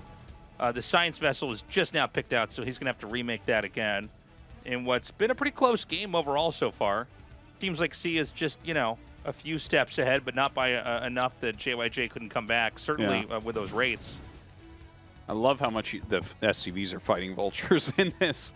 And, you know, the fact that there's already missile turrets all over the place, which, again, really nobody makes missile turrets before the 4th base. So this is going to screw up that Wraith switch that we're seeing from JYJ. In the meantime, these siege tanks just kind of pushing down. Very cost-efficient position here for JYJ, though. Oh! Wow. What a volley. Yeah, you know, it's kind of an older way to play TVT is to just have, you know, missile turrets scattered everywhere. But I guess the reality is it does fend off those Wraiths. you know, you need a lot of Wraiths to take on even one missile turret head-to-head. Yeah. It's just generally not a good idea. You have to be in some sort of weird dominating position with a tempo advantage to want to fight turrets with Wraiths. But with the amount of turrets that are already all over the place, I feel like JYJ needs to kind of maybe back off on those Wraiths, go for something else, like whether that's dropships or just focus on his factories. You know, they're still being a little bit useful. Like, this is nice, right? Like, he's able to kill off dropships and, you know, maybe stop some vulture harassment. But it doesn't feel like he's ahead. And he is still making some Wraiths. And, in fact, even Valkyrie's coming out, which is, again, he's expecting C to play like the other pros, and he's just refusing to do so. Looks like this position might finally get cleared. Oh, my God, but there's more tanks coming over here right now. The Wraiths have now moved down towards 6 o'clock. C ready to fill in the tanks that were wiped out in that spot. A pretty healthy spread of Goliaths, you know, that could start to drive back these Wraiths. I guess the cloak comes in here. No scan in hand. Certainly not enough Goliaths to just take that on head on. He's going to get these 2 more Goliaths to come in here now and try to drive this back. And if those Goliaths can drive this back, that's going to be really good. But he's bringing up a lot of units. So just picking off a few siege tanks here may open up an attack path to hit that bottom left for JYJ. If he can eliminate that bottom left base, his position is so much better. But in the meantime, C did drop some units in the top right, so he's kind of denying economy as well. Okay, the vultures come up onto the side. Oh my gosh, meanwhile, this is getting kind of an eye for an eye situation over here. Top right base is going to be wiped out. Although there is an expansion over at the natural not far away. This mine, oh God! Wow! Sometimes you get that magic mine placement, man. It feels so good. I just got chills watching that. But the Wraiths are actually being worth their weight in gold right now. They're picking off a lot of tanks. They're allowing a lot of damage to be dealt in the bottom right, or the bottom left, rather. But the bottom left is going to be saved. He's bringing up enough units. Well, oh my God. Man, imagine if that command center had gone down. Oof. Yeah. This is a wild game. Now, a lot of the Wraiths being traded out, you know, you can't remake those that easily. In fact, it looks like JYJ has switched out of Wraith tech and into dropship tech, unless he has more starports that are making those dropships. Those would have come from the places where the Wraiths were from. So the Wraith play is kind of gone, but drop play is about to kick in. Well, let's see if those dropships can eliminate the bottom left, because there's a big unit movement from C. And, yeah, I mean, I think he'll technically have enough here to... Oh. Ooh, yeah, no, the anti-air actually doing a great job. Dude, missile turret man He didn't C, unload in time. Yeah, he really is playing kind of an older style, like you mentioned, with just missile turrets everywhere so early on. But, yeah, right now, this push from C coming down eliminates all those siege tanks. I don't think he can push much further, but if he puts a little containment up after killing those dropships, what options are left for C? I mean, for JYJ. Even these vultures coming in over to the side and doing damage, it's really starting to accumulate here. I mean, these drops from JYJ, I think the idea is good, but every time C comes down, he manages to wipe it once more. And I have to wonder if C's going to get his own dropships and then do the same thing to the top right. Well, he did have one drop up there earlier. I think he lost that dropship, so I'm not sure if he has made any more. A lot of tanks still just kind of filtering down. This is really about them kind of securing their corners right now, the top right and the bottom left. If either player secures them or denies them, that's going to really show us who's going to be winning this game. Okay, tanks are going to go down now. C has another drop over here. Oh, this is funny. Oh my God, did he actually pick that up? Yeah. Okay, I had to almost do a double take there. It's trying to be He's going to set off that mine. Go back, observer. That was crazy. Yeah. Okay, so C has basically secured everything in bottom left, and JYJ has basically secured everything in the top right. So right. back to the scuffles in the map. Oh my God, C, you are crazy. Just walking into this many +3 siege tanks, but wow, he has a lot of units coming down from the north and will be able to clear that out. Even has a Goliath for these few remaining Wraiths. he can set up a really good spot over here onto the high ground. This is going to trap everything inside of the main. And from here, he can fraction off small groups of tanks to hit different positions. There's no Goliath here to help defend. Oh, no, he's going to hit from that tank from the high ground. Yeah, you really have to be careful about that. He needs Goliaths over here, or this all isn't going to matter. The SCVs that are now isolated over here are going to have to run. The Vultures are doing a lot of damage to them as well. A scan spots the drops that are going to come in. I don't know if there's anything over here for C to actually defend. I think everything that was here was part of that push earlier. Well, this drop looks really, really good. I think technically he could probably come up and clear it, but that's going to be very, very cost efficient. He's going to get a ton of SCVs with this. He's going to stop mining for a long time. You know, C has mostly been just walking around in the center, which can be a good move. You know, you can kind of roam the map and bring your full force everywhere you go, but then someone who kind of turtles certain positions and gets some high ground siege tanks is going to do this to you. Yeah, he lost the command center. We saw a second ago, C kind of jerked his head back, I think realizing, oh, he didn't have time to lift that off and move it away. He's going to commit to the hard contain outside the main base in what's been a pretty insane game. I mean, drops are going to come in again to kind of reinforce this. And C is not going to be operating off of a lot of resources the longer this goes. I mean, he's on 3 bases versus 5 bases. And I know that some of the expansions from JYJ, the SCVs, have fled, but I think you get the picture. There are no landed mining command centers in the bottom left. C seems to want to try to kind of force a fight over here from low ground to high ground. JYJ's counterplay is really good. He just drops right over here to another vulnerable base. The big question is going to be, can JYJ hold the high ground here, or is C going to break it? Because if they're both in broken positions, it's going to be a crazy game. Yeah, he's losing his own third, which kind of sucks, but it does look like I think he's going to end up clearing this top right area, and we saw the dropships were way out of position. He is trying to get them back right now, and that's going to be kind of key for trying to clear up this top right. C is taking 12 o'clock. If he had taken that a little bit earlier, the position would definitely be a lot better. He's floated his other command center over. Oh, and he is hitting this base once again. Yeah, but another little tank drop-off here will secure it. Okay, this is wild, man. C mines 12 o'clock and will deny, C will deny JYJ's base at the top right. Most of the SCVs, I think, in the game are here, by the way. I think you're right. For JYJ. Yeah. A lot of the SCVs that were at 3 o'clock were chased away. I know that I think he refilled some of those with the ones from his natural, but JYJ should not have a lot to work with here, nor should C. No. C's got almost no minerals left, and his supply is super, super, super low. Maybe if JYJ accidentally loses all these units? I don't know about that. Does he have enough to actually... No. That was kind of weird. Yeah, I'm stunned that he dropped right there. I guess there was a couple more in one of the drop ships. Just barely. Yeah, that's going to be a GG. It looked like there was one drop ship covering another one, so it looked like it was a 4 drop ship drop instead of a 5. That was a crazy TVT. You cannot tell me TVT is not exciting after a game like that. Like, that was so back and forth. It was so interesting. Yeah. JYJ narrowly wins that. C, honestly, man, looked really good. We were talking about that old school style. A lot of turrets on the map, kind of spreading out. You know, turrets back at home to defend. Yeah. Punishing that Wraith play that would have been much more effective. Punishing that drop play that would have been much more effective. And that's just game 1. Yeah, and he played a very careful style, which you wouldn't necessarily expect playing against one of the, like, literally an ASL champion here. But C played his own style. He played kind of a reserved, careful style. It wasn't hyper-aggressive.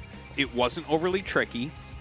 And he could have won that game. It was very back and forth. It absolutely could have gone to him. So he's showing a big level right now. You can't count him out here going into Pantheon. Yeah. And I think C's got to be happy with himself after that game. You know? That was... When you play against somebody who's really good and you barely lose, that's not discouraging. We're going to go into game 2, guys. Let's see if C can turn this around or if JYJ closes it out 2-0.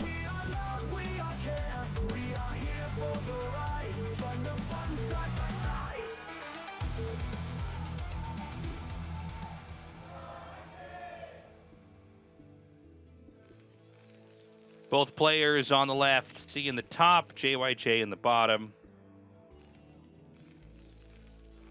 And, yeah, I got to say the TVTs today have been really good. It's been really exciting. This season, people are just looking so strong. Everybody is. Everyone's in great shape right now, really. It's awesome to see, especially some of these older guys. C is playing really well. Jaedong is in fantastic shape. Only Zerg to make it through the round of 24. Stork, unbelievable shape right now. I love it, man. Return of the old legends. Yeah. So, this is another 4-player map. It does not have the same kind of parameters that we had in the first map that we had today. Like, there's not a kind of circular shape of high ground that you can just crush and dominate if you get control of it. And so, I don't know. What is your take for TVT on this map, Artosis? Yeah, this map TVT is a little bit wild. There are the multiple entrances. Obviously, dropships can be useful. Controlling the center doesn't feel as good as some other maps because you have both paths to go out, and each quadrant, like, it's a weird map. I don't know. Do you have this map vetoed, Tasteless? I have this map vetoed. Yeah, I'm not too surprised. Everybody's got their limits, man. When the new season came out, I had to have one or two that I'm like, I can't do this. Not yet, at least. Like, let me try to figure the other maps out now. Oh, I thought it might be that you played on it a bit and was like, I don't know. Because, this is... I don't know how it will end up, but from the games I've played and just looking at the map, I feel like this is a good Terran map for TVP. Like, oh, yeah. You can get 5 bases here pretty damn easily. Like, it is the easiest 5-base map I've ever played. And the thing is, that is reflected in Terran versus Terran as well. Like, even if they get kind of a containment on you, you can get so much income from your little quadrant that, it's like, well, I can definitely punch through some areas. So, definitely a high-income map. And there's like a lot of ways to shut down reinforcements as well. Some of these thinner paths, like where you see them walking right now, if you siege tanks on one of those sides of the wall, no one can walk through there anymore. Yeah, it's a good point. It does seem like a lot of the balancing in the early days of maps in StarCraft. Hold on, is this SCV going to get the kill? Oh, no, sidestepped. He accidentally clicked on the barracks, or he would have gotten it. Yeah, I think I was going to say he should have gotten that kill. It's funny how weak Marines are. Yeah. Just, in small fights by themselves. Like, they're actually weaker than workers if the workers are controlled correctly. 100%. It's hilarious watching a drone kill a Marine. I was saying earlier, hold up. Is he going to keep pushing this? This is the funny thing about the circumstances of them both putting their barracks out like this. Is that, suddenly you can rush each other. Even though nobody's really intending to really rush, it turns into a bit more of a rush game in that moment. Mm-hmm. Yeah, it seems like a lot of early map balancing was around, how many bases can a Terran get? Or how accessible are the expansions to you? Mm-hmm. Like, we had maps like Python in the early days, which people thought was pretty balanced, but it probably wasn't fair for Terran because there was no easy third base to take at all. Yeah. Hardest third base map in the history of pro gaming.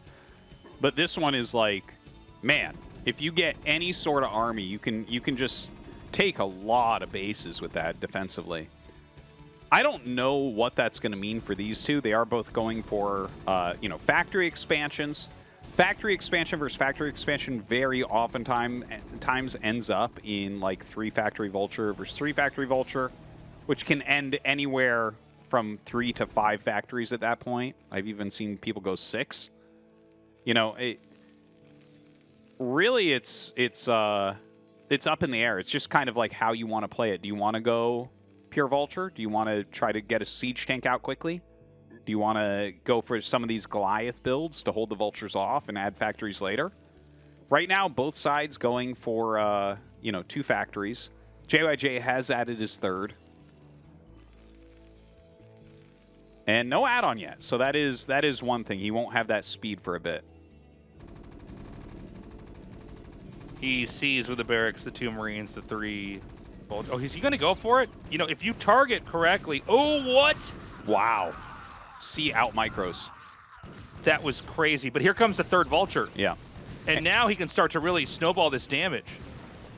Ooh, not getting that one Vulture was actually big. And he's going to just barely not be able to repair through this. Oh, man. Literally, the slide of the Vulture when the 2 went out just cost him infinity damage. That's crazy. Yeah. I had a game that looked exactly like this the other day, Tastosis. It's painful. You miss one shot on a Vulture and things can start to snowball a bit. Oh, tell me about it, man. I just started playing. Been streaming the last, like, 2 weeks now since coming back from the Saudi Arabian event with you, and it's like trying to just get back in the rhythm of things, and just losing to every dumb thing I know how to stop already is so painful. Yeah. Playing StarCraft is mostly about remembering what you're supposed to do, not figuring out new things. It feels like a lot of it. Yeah, it's just for, okay, I've experienced this before. Here's what we got to do. Yeah. 100%. So this Vulture arms race is going to continue, but C going into the early mid game here with a bit of a black eye. Yeah. From that damage from JYJ. Definitely not a happy spot. I kind of hope he has a tank making. I think he has to play the slightly higher tech route because he did take some of that additional damage early on. Now, it looks like he's going to go pure Vulture, but sometimes in spots like that, you can make a tank, and it kind of screws with the math. JYJ actually going to get his own tank. Okay, that's interesting as well. Sometimes people actually make the tank and then just go attack with it. What are you looking for to attack when you make the one tank? So this part of the game's always been a little bit confusing to me. Yeah, the tank takes so many Vulture hits and does good damage to the Vultures. So if you have one tank and you both have similar amounts of Vultures, or in this case 2 tanks, you'll actually end up winning against pure Vulture, like almost every single time. But C actually got his mines pretty quickly here. So if he attacks up with this, he'll probably run into mines and regret it. And C might actually take an advantage if the mines actually connect. But, he sees that mines are going down, so he won't even bother doing that. And seeing 2 tanks out already, it's very likely that C just goes for 2 or 3 add-on siege tank at this point. Well, JYJ is starting to push, and we're seeing a lot of these Vultures bleed off. You know, Vulture chasing Vulture, it's similar to, like, Mutas chasing Mutas, only it's harder to control. Where you can kind of moving shot and clear stuff out as they're running away. He is clearing a path for his tanks to safely move up, to be in further range, be in closer range, excuse me, of this natural expansion. Ooh. C is going to be moving out now. C's probably dead, man. He got rid of all the mines. He doesn't know that, yeah. But if he just pushes from here, this is going to be really hard to stop. He's got one Goliath out here. This is going to be able to drive away the barracks and do a little bit of extra damage. He sieges up the tanks. JYJ, he does have a Vulture in range. The tank range is insane when you see it with that shot there. Yeah, and it's going to be C kind of contained for the time being. Yeah, he needs to do what Rush did in the Radeon game earlier today and make a lane. Before these tanks get sieged, he needs to get into a position where, oh shit, boy. He siege second. Oh boy. That's painful. Yeah, he split the shots in the tanks perfectly. Really good control here from JYJ. And just getting your tank sieged a half second before can end it. That's it. All right. So that means that JYJ will go on to that final match. C is eliminated. I think that C played very well. I think he played a very, very good game 1. And could have won that. Could have won that. So I tell you, it definitely gained a lot of respect for C's current skill level this season. He played really well, just not well enough. I mean, this is a very tough group. You've got Soulkey and 2 of the strongest Terrans that there are right now in JYJ and Rush. And so JYJ wins there, and now he's going to go up to a rematch against a player who beat him earlier. And it was a pretty interesting TBT. It was one where it really seemed like basically JYJ was kind of winning the whole time. He had his +2 attack earlier, and of course, because of that, got his +3 attack earlier too. But Rush, with just better late-game decision-making and being able to play from behind, was able to overcome him. Yeah, it was a great Terran versus Terran, and I'm hoping that we have just a a crazy, awesome, long best of 3 between these two, because that's going to be one of the best TVTs of the year, very likely. All right, quick commercial break. When we come back, the final match of Group A.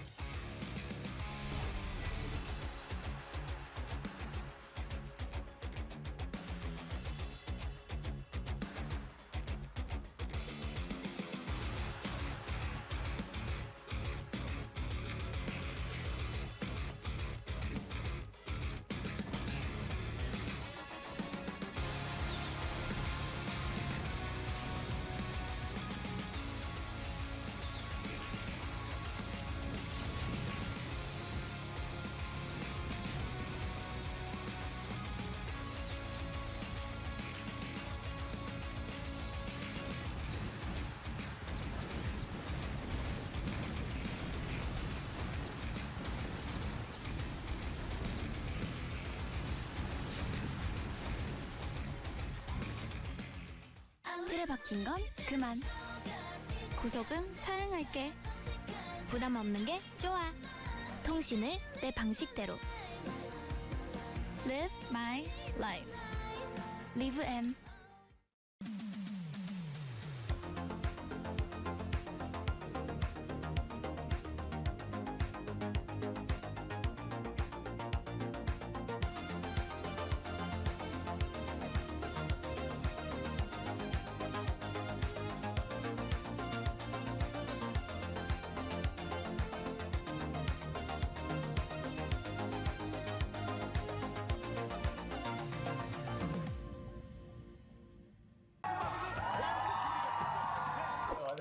저녁 식사 시간. 혼란학교 늘 먹던 호텔 스타일 맛이.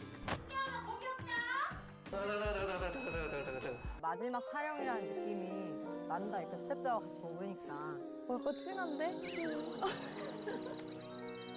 왜 이래? 이슬이가 읽어줘. 읽어줄까? 이슬이가 읽어줘. 네, 읽어줄게. 언제였던 건지. I've got blue souls, 'cause I'm way gone, trying to find my way back home.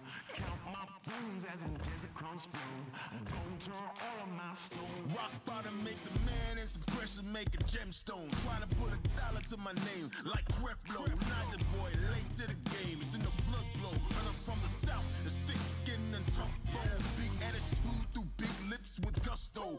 Trust no kings, that's why they tried to crush souls. But it's IGBO. When the dust blow, this old head be standing there. No silver, just gold. Crack no books on the hustle. I was born to grind. Yo, I'm scared of your potential. I'm adorned with mine. 30 times around the sun, man. Of course I shine. My legacy will not dwarf with time. And in my daughter's eyes, it's basic. I must not say quit. Every day sees a present like a Rob St. Nick. Walk a fine line between tenacious and patient. I can't slip. I'm fighting clocks and they can't win. I've got bruised souls, 'cause I'm way grown. Trying to find my way back home. Count my wounds as in desert crumbs flow. I'm gonna turn all of my stones. I've got bruised souls, 'cause I'm way grown. Trying to find my way back home. Who that soldier in the mirror? Oh, oh. I'm gonna turn all of my stones. Impeccably I flow, hardest raps you know, breaking status quo, reaping what I sow, artistry like Van Gogh, get it from my mama hip, so thick that I need tempo, personality spicy, body banging like a bongo, 'cause black women been it since Timbuktu, since Pharaoh, sponge rollers and hot combs, lips, cheeks and brow bones, if you ain't for the culture then please stay out of my zone, these little dummy rappers could never grace my headphones, see I'm from a place in space where ain't no storytelling, you just had to have been there, if you want the battle ain't no problem, say where, I got so much experience I can't even play fair, but I'ma keep evolving and growing and hurting feelings and showing you need endurance to go in, I got mileage on this pen, I've been busy 'cause I've been out here schooling all these kids, took 3 decades to have this glow up that I did. I've got bruised souls, 'cause I'm way grown, trying to find my way back home. Count my wounds as in desert crumbs flow. I'm gonna turn all of my stones. I've got bruised souls, 'cause I'm way grown, trying to find my way back home. Who that soldier in the mirror? Oh, oh. I'm gonna turn all of my stones.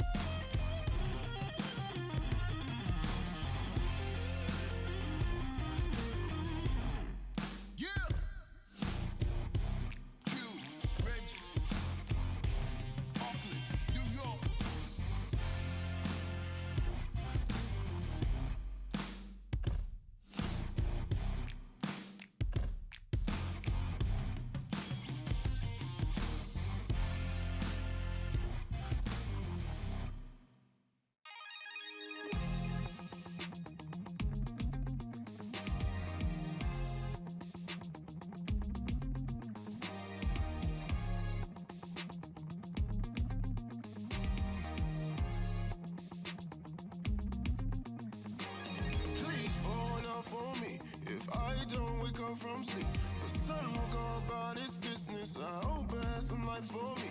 Oh, please pour it out for me.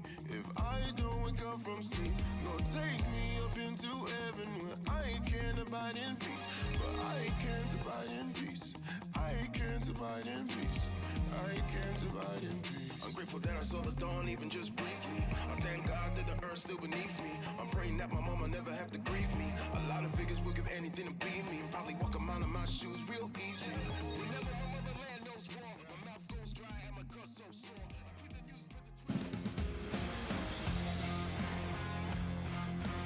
This is it, everybody. This is going to be the final match here of Group A, and what a crazy TVT it's going to be. Rush versus JYJ. These guys fought before. Rush narrowly won. Now there is a rematch, and I still don't know who's going to take it. I know that Rush won previously, but like it was such a back and forth. It was such a good game. Yeah, Rush did look a little bit better to my eyes. I think JYJ's fighting back was immaculate, and he did do some aspects a little bit better than Rush. But, yeah, I think when you get down in the nitty-gritty of fighting weird positions, that's going to be somewhere Rush is a little bit stronger. So I am leaning towards him. Yeah, fair enough. But let's see. It's kind of sad, by the way, that one of these guys is going to get knocked out. These have been such historic Terran players. By the way, you know, we had a lot of Terran players to start the season off.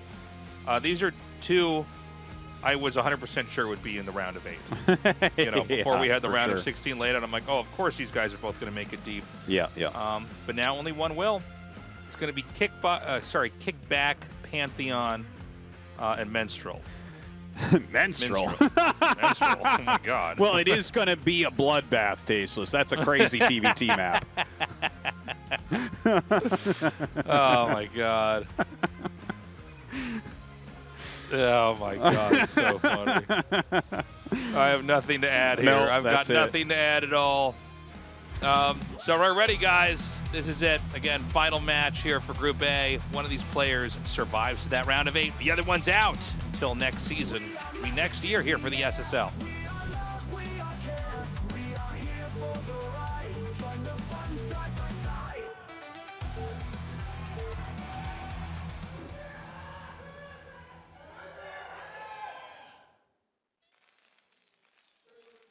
Okay.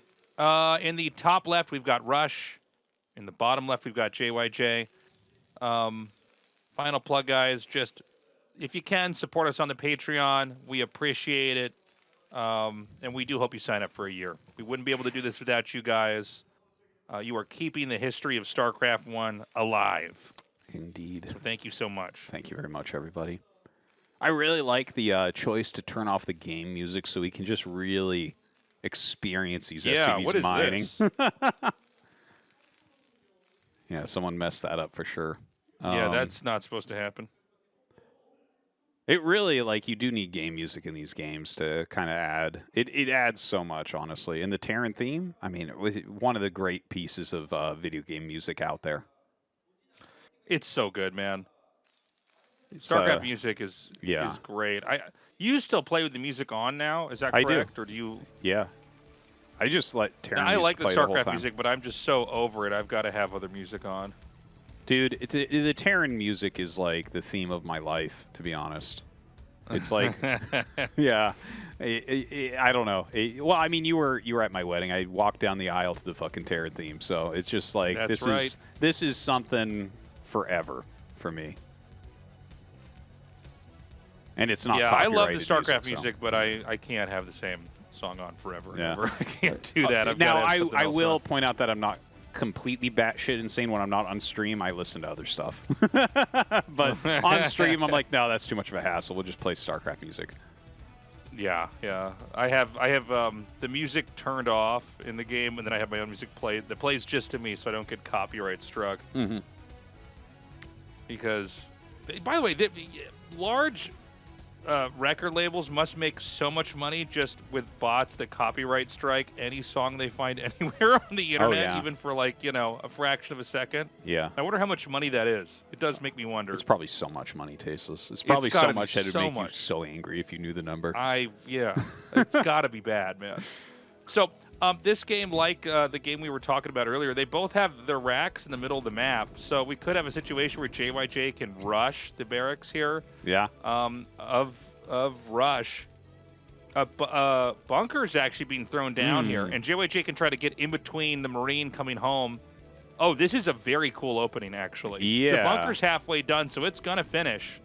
It really looks that way. If he gets 2 Marines in here, what a pain in the butt that is. Well, this is just so hard to deal with now. Oh, and he even gets the first shot on that Marine. Are you serious? Oh, my God. Nice shot from the SCV.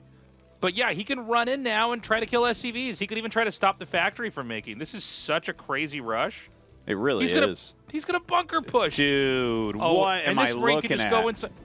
This is such an insane early game. It really is, and now he has that zoning that zoning Marine in the other bunker here. Like, you're going to have to make a Vulture, and then you're going to have to make a Siege Tank, which really sucks, because you want just to go into a Siege Tank. But, I mean, there's not much choice here. And you know what? The build time of a bunker and the build time of a Vulture are the same. So is that right? Yeah, yeah. The Vulture is actually going to pop out and maybe be able to stop this, because he did start that a little bit later. He's going to go for it. Oh!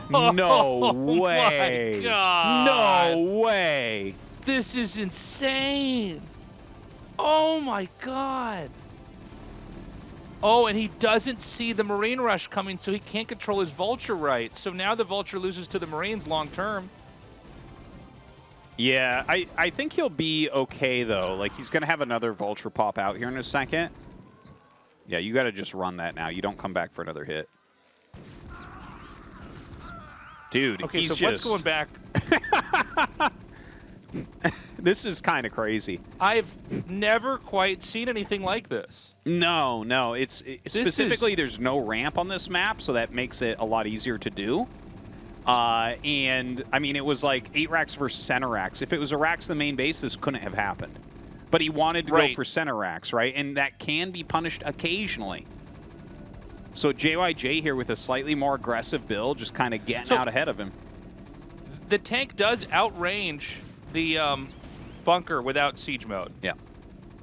So a lot of people might not know that because we never really cast situations like this, but he doesn't have to have siege mode to deal with this. One SCV will repair the bunker through, though. You got to put it at the far angle to repair. Wait, he can reach still that? hit it. I guess so. I actually wasn't aware of that. Like, I think actually if you're on the left or the right rather than the north or the south. In fact, I think you have to be on the north for the siege tank to hit the SCV in the back. I'm almost 100% sure on that. Yeah, well, there's a bunch of weird rules with like things outranging each other with like units and stationary where it objects, shoots from or and two where stationary objects. Yeah. I don't know why that's so weird, but yeah, there's certain, or like Reavers shooting, like can't shoot down ramps at certain angles, but can shoot up ramps at certain angles. So Rush has actually fended the rush, but I mean, at what cost? He had 4 SCVs mining minerals for like a minute and a half. Yeah, a long time. And now he a lost Wraith? a decent amount of SCVs. Dude. Oh. The fact that right now JYJ is making a Wraith, like that's the thing is you kind of expect that anyways. This normally 8 racks does go into Wraith. It's like probably the most common follow-up. And he has 0 anti-air. I think he's just going to GG when the Wraith comes, man. Look, he's building his own starport. Yeah, look at he has less ground units. He doesn't have anti-air. All right, some good micro overall. Yeah, really good micro. Here you got to actually target tanks. Somehow Rush has got insane micro. Yeah, you have to actually kind of ignore some of this stuff. I'm surprised that that's how that went down. But yeah, he's going to GG. What a wild, aggressive build here. Well, honestly, it's not that wild. Like, single 8 racks is okay. But very well done by JYJ.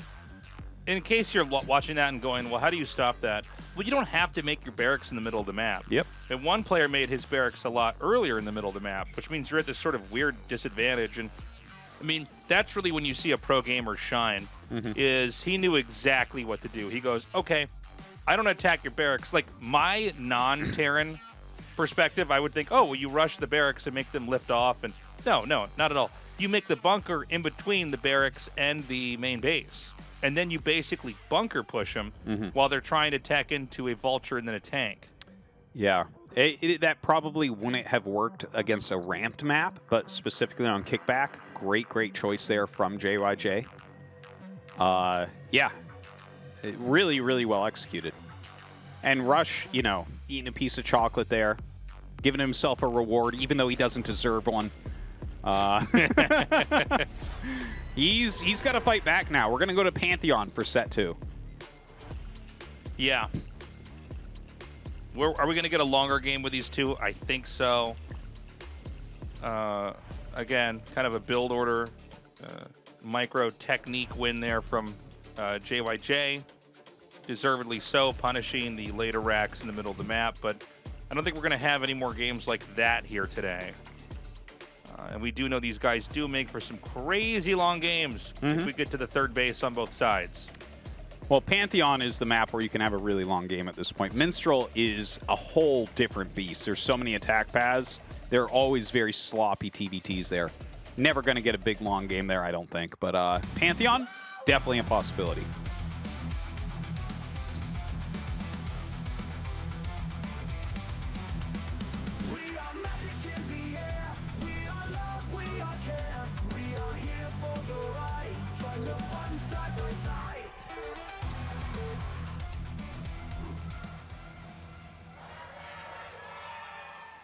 Okay, Rush in the top left, JYJ in the top right. JYJ with that 1-0 lead. What great games these guys have produced for TVT. That is, by the way, that's for sure. It's been a very Terran-heavy season, but I think by the time we get to the round of 8, we will have gotten rid of a lot of Terrans. We have 2 Terran-heavy groups. One is Group A, the other is Group D. So obviously we're going to at least get rid of 1, if not 2 Terrans in each of those groups. Obviously we already know we've gotten rid of C, so another Terran's going to fall here after this best of 3. And then the other groups B and C here, I mean, they're just tough groups. There's no guarantee that a player has to move on who's Terran, right? So, yeah. I mean, every once in a while we get a season where, you know, the one race appears to be overrepresented in the league. And usually that thins out. Not always. We did have that KSL with 4 Protosses in the Final 4. Yeah. Every once in a while we get something like that. Yeah, that was a wild one. That was the weirdest tournament ever. But yeah, I think you're right. And like looking at Group D, the other group that has 3 Terrans, I think that Stork is going to make bread out of their fucking bones, Tasteless. He's playing so well lately. So I think we're going to lose an additional one there also. And I think we are going to have a pretty well-balanced round of 8, if I had to guess. So in this game, Rush is making his barracks in the middle of the map. Again, JYJ has his racks pretty far back. Both players going for their gases. Nobody going to go for any kind of super fast expand. Not that I necessarily think you have to on a map like this. Well, the factory expansion is very, very, very safe, right? Like, JYJ's build here can kind of parry anything that comes at it, and Rush's build can die to exactly what we just saw from JYJ, but, you know, not a whole lot of else, right? Like, it's a pretty darn safe build that leaves options for pressuring against a very fast command center, but that's not what JYJ is doing, so probably won't gain additional value out of that. So the factories are going to come down now. Both sides take the 2 of the 3 SCVs off of gas here to slow down and get a little bit more resources when it comes to the minerals. Rush is going to go ahead and scout the opposite corners of the map. He's going to find his opponent over here in the top right. On this map, because of the way that it's structured, is there one side that's better than the other for TVT? You know, it feels equally easy whichever direction you're expanding in. So Yeah, I haven't found that to be the case yet. Normally on rotationally symmetric maps like this, you can look at one and be like, okay, this one is, you know, this position is better than that position, right? Like, here you would guess that probably JYJ's spot is slightly better than Rush's because the back of the main of Rush is showing. So there's more of a chance to fly in with dropships or something like that. But honestly, I feel like this map has, like, something like that hasn't been discovered yet where you really feel that way. Whereas, like, let's say on Dominator, that's definitely the case. If the back of your main is pointing towards their natural on Dominator, you're like, oh, damn, that's going to be tough. Or on Sylphid or something like that. But here, I haven't felt like that as of yet. So for now, you know, Rush is just going to be staying back a little bit, turtled up. We could likely go into a Vulture's arm race here as both sides try to build up. So we're going to see those factories thrown down here. Possibly a tank or two put in after the Vulture accumulation is built up for a while. I've always found this interesting about TVT because the Vultures were just like not a thing in the very, very early days. Like, I don't know how much random or off races you played in the very early days, Artosis, but I feel like a lot of people kind of messed around with all of them. Yeah, me too. Yeah. And whenever I would come back, and even when I casted, like, StarCraft 1 16 years ago when I moved to Korea for the GOM TV Avertech Intel Classic, I felt like Vultures were nowhere near as big of a thing back then. Yeah, but now TVT, they're so commonplace. Yeah, that's actually right around when they started really coming up. Like, I remember specifically Blue Storm was the first map where I started seeing a lot of Vulture builds. And that became, it got out of hand for a little bit there for sure. But, like, the Vulture actually has a really interesting history in pro play where it wasn't until the World Championship that Gur won online on the ladder that anyone thought Vultures could even be good. Everyone thought Vultures were terrible at the beginning of the game because they actually lose to Leader, everything. Right? Yeah. B-Blade Leader got second to Gur using Vulture styles. And that was, like, an important moment, man, because I was a Terran player by that point. And I was like, what? Vultures? Really? I thought those sucked. Yeah. You know, it's funny, like, I think there was, like, a video of that on one of these StarCraft sites. This is obviously before social media, but somebody recorded, like, that match, and it was a TVP. And I remember, the same thing I was watching with my brother. We had to, like, download some weird video player to even watch the thing. And, we watched a guy planting spider mines. And I had the same thought that you had, where I thought, oh, I thought those things sucked. Because anybody who's played on lower levels, I mean, Vultures just die right away. You have to be able to micro them and lay mines and get all their upgrades before they're viable. But I remember having the same thought where I went, oh my god, he makes that? Yeah, and, you know, nowadays you can see it's one of the best units in the game. So right now we have JYJ attacking up. They are doing basically the same thing. One tank, bunch of Vultures on both sides. Speed finishes there for JYJ. And this is all really in the micro, in the targeting. You see that barracks floating over trying to prevent some of the focus fires that we're seeing, but it does feel a little bit Rush favored. And the reason why this was a little bit Rush favored is because we're at Rush's base. So his reinforcements are just a little bit quicker. So, like... Doesn't make a whole lot of sense to attack in when you have the same stuff, right? Exactly. It just does not. The person standing still will take the first volley, and you're closer to his base. So even though I think JYJ actually had maybe 1 to 2 Vultures more there, but Vultures popped out like almost instantaneously as it started. So that I don't like the theory behind what JYJ just did. It does not make sense to me. I think it doesn't make sense, period. I did like his tank control. He basically had the tank in the front so that it soaks up some damage, and when he was at about like 1/3 HP, he just scoots it back and lets the Vultures tank. But, yeah, I mean, this is kind of basic RTS theory. If you're both going for the same thing, why would you attack into the other guy? Your travel distance is longer. He's just going to have more, unless for some reason you can out-control him. Now, this could be interesting because it seems like JYJ is going to go around him. Oh, man. Does he have mines? Dude, does it matter? He's going to get up here and kill so many SCVs. Now, that Vulture block on the ramp is gigantic. And, in fact, Rush has a drill that is doing so much here to screw up these Vultures. If he hadn't had that Vulture on the ramp, this game would be over right now. But as is, like, there's definitely some SCV damage that has been dealt. But Rush is going to have a bigger standing army now. Oh, the tank is just sort of going out on its own. Definitely Oh a my mistake. god, he's going to get it surrounded. Now the tank's going to be killed over here. That's another huge win here for JYJ. The only thing that JYJ has to do now is hold off this counterattack here with his own vultures. And he should... Oh, hold on. Mines are being planted. Oh my god, this is so intense. He just can't let a mine go off and connect onto his tank and all of his SCVs. Yeah, he has to target each one barely down. enough. Oh my god, Barely just enough gets here out. for JYJ.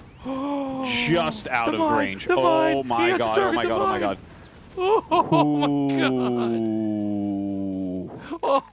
Oh my god. That is wild. It was so close. Yeah. He's just like right in front of all the mines, and with all the SCVs there, one mine connects and blows up, all your workers are gone. Yeah, the game ends. Yeah. That was intense. You actually can fully surround something with workers and the mine won't hit. So it's like, the thing is, if there's one hole, you lose the game. So no one actually tries for that. I didn't actually know about that. Yeah. I just learned something. Yeah, the workers are thick enough to stop that. I've seen it done with probes, and I know it can be done with SCVs, but no one ever tries it. It's kind of a crazy, thing. But yeah, anyways, that was wild. Now, JYJ is coming out in the map. He has siege tanks, he has less vultures, but he does have siege mode, so he's able to take some ground. Who's actually ahead right now? I feel like JYJ is a bit ahead, don't you? I'm assuming he's ahead. I'm not clear on the worker kills. I think he has more workers, is why I'm kind of saying that. Yeah. Yeah, I wasn't really following how many workers were killed during that attack. I was watching the tank so closely. Mm-hmm. But I would think JYJ would have a little bit more. Yeah. That's my gut as well. And, you can see that he has 4 factories right now, so does Rush. Rush starts his 3rd command center, which JYJ has been pretty late on 3rd command centers. He's been slower than C, he's been slower than Rush on those 3rd CCs, which is not necessarily a negative, right? Like, if you gain something by going for... Well, it's not that much later, so I guess I can stop about that, but... It is a little bit later. But sometimes you gain something, right? By skipping it for a little bit, making a few more units, something like that, maybe getting a secondary tech like Starport. Well, right now, JYJ is pushing forward, taking a more aggressive position, but it doesn't seem like he's going to be able to get too much done with it. I like the Vulture getting in here and getting the kill on the one SCV, making the command center. That's super annoying. Definitely going to put Rush in a little bit of a better spot as far as growth goes. Mm-hmm. A lot of this is just mine clearing right now. By the way, you can tell the difference in the mines if you just look at the little shoulders on the sides of the mines. One is red, one is blue. Not easy to tell, but there is a way to distinguish them. Yeah. I generally just look at the mini-map and see how many little dots there are in there. Yeah, that's another way to do it for sure. Rush did find that Vulture on his side. It was actually or JYJ did rather. It was a nice move by Rush to run the Vulture away after killing the SCV, because it makes them hunt it. Otherwise, it'll be back later. So... right now, clearing a bunch of mines there in the middle. Rush is up and mining on his 3rd base. So even if JYJ was ahead, Rush's earlier 3rd command center here is making up for that. Well, the barracks, is going to go down. I like JYJ basically arcing across the map. He does kind of leave some of his vultures here. It seems almost like he right-clicked in between 2 locations. Oh, the run by. What?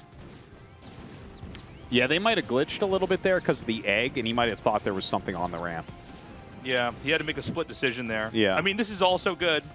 But yeah, what I was saying earlier with those vultures on the bottom part of the map is that it seems like he right-clicked in a position where it would split half his vultures to go around one side of an obstacle and the other half around the other side. Yeah. A little bit of bad pathing there. Now... This is a pretty close game right now. They're very close in supply. Finally, that 3rd base is going to get mining for JYJ. He has killed more SCVs than Rush has this game. But, Rush has that really great economy for quite some time. He has added some factories as well. It looks like he's on 6th factory. And I think JYJ is right at the same level. It looks like 6th factory there as well. He's got Sharp's 2-screen factory layout, though, or maybe even 3-screen here. A little bit harder to macro. Yeah. It's the bad factory feng shui in the base. It's Yeah. all totally messy looking. Well, I think Rush overextended here by quite a bit, basically giving up almost all of his vultures to push in a little bit further forward with the tank. Notice that this map is huge. Like, as far as open space in the middle. Some maps you can cut off 1 or 2 points and basically inhibit access to the rest of the map. This is really big. So, like, even if you cut most of the map in half, there's still these pathways that you can go around in. It's why I think vultures are so important to use correctly here. Because you can just punish and kill so many workers, especially if you get a player who's basically invested in trying to control the center of the map too early. Well, right now those vultures are rotating a lot. JYJ finds a place to go in. Actually, a drop from Rush at the same time here in the natural. And that won't end up doing too much, but it is a minor annoyance.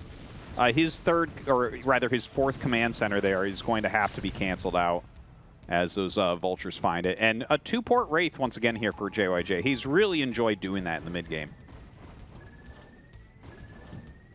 Yeah, it seems to work pretty nicely. I like the fact that the vultures have denied that command center. I mean, he's going to have to start playing catch-up pretty quickly here. The dropship now headed down towards the bottom right. The Wraith going to chase this down and try to intercept it. You know, it's funny, we were talking about the turret layout that we had from C in that last game and how novel it was, and we see that it's just not here again with 2 modern players. Yeah. It's, because in my head, I'm thinking, gosh, yeah, turret could have caught some of this stuff here or there, but yeah, I guess in their minds, it's better to spend the money expanding and growing. Yeah. Instead of trying to, you know, defend and protect too much. Absolutely. A little push through the center here by Rush, who is kind of getting a little bit of damage everywhere. Look at this. And in fact, going to blow up quite a few tanks over here for JYJ. Suddenly, all of JYJ's positions are falling apart. Yeah, I think that JYJ has lost so many workers in a short period of time. And he basically lost all these little fights he was having everywhere. He's going to send his vultures around here. This isn't a bad idea, but it seems like there should be enough vultures from Rush to come in here and clean this up. A lot of those vultures were picked off by the tanks as they moved through, and so this really doesn't get that much done, and that was maybe the only thing on the map that was a burden for Rush to deal with on his side of the map. And Rush instantly expanding that bottom left. So, I mean, that is going to be only his 4th base. JYJ does technically already have 4 bases, but hasn't really found the damage with that as of yet. And look at this, 3 Valkyries ready already for that Wraith switch. It's really impressive. Drop's going to come in here. And I think JYJ is going to be fine with this one coming in. Yeah, these Wraiths can try to catch this. Oh, the Valkyrie's already here. Yeah, the pre-scan as well. Oh, what? Dude, I don't even know if there's anything in that. That might have just been a bait to kill all the Wraiths. I don't know. But the Valkyries, you can see how badly they just dismantle the Wraiths. Yeah, and now there's no air control. I think this game's going to end in a little bit here, Tastosis. It's getting worse and worse right now for JYJ. You know, it's funny. Rush does seem to get in these spots where he's not looking that strong. He feels like he's behind. But he just makes overall better decisions. JYJ is very solid, but it does seem like Rush kind of knows when to lay back and let JYJ overextend or tech into the wrong direction. And this may be it right here, actually. No, Rush is doing a push that's not going to be stopped very easily. GG is called. And that puts this tied up at 1-1. We're going to go to your favorite map, Tasteless. What was it called again? Oh, what, like menstruation cycle or something like that? I can't remember. Yeah. That map is crazy for Terran versus Terran. And honestly, I do honestly think that Rush is playing better overall than JYJ here today. It really, really looks that way to me. It's not that JYJ is playing terribly, but it doesn't look the same level. Minstrel, though, the map is so crazy. Do you have this one on vetoed or vetoed? This one is vetoed. Okay, yeah, no, well, this one's a headache, man. There are so many paths. Like, people are just hiding bases on this map all the time on the ladder right now. It is insane. Like, I played a game the other day. I'm like, how does he still have money? And then I find a base in the corner. I'm like, oh! Yeah, I mean, this is it's all going to come down to this. JYJ gets a win with a bunker rush that was pretty cool, pretty fun game. Honestly, the most memorable game of the day for me. Just kind of crazy to see a TVT end like that. Yeah. But Rush seems to be able to find a win no matter how complicated or sticky or messy the game gets. Maybe JYJ wants to try something aggressive again, but TVT doesn't always offer itself to that many opportunities to just win the game outright early on. But who knows? We'll see. Just looking at their faces and their postures, Rush is looking much more confident.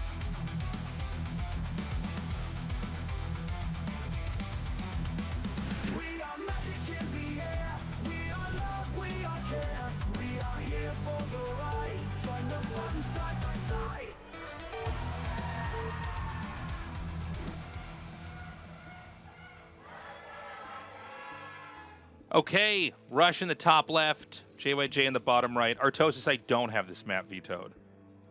Oh, you are playing this map. Okay. This map is such a headache. You're right. To move around on TVT, are you kidding me? Yeah. The number of times people have expanded and I can't figure out how to even get to their base by foot. Dude, it is the most winding map that we've had since Peaks of Baekdu. It really, like, the amount of games I win where my opponent's like, oh, I didn't know you could move through there. Or like, oh, there's a base there? You know, those types of things. I think he's making fun of TVT.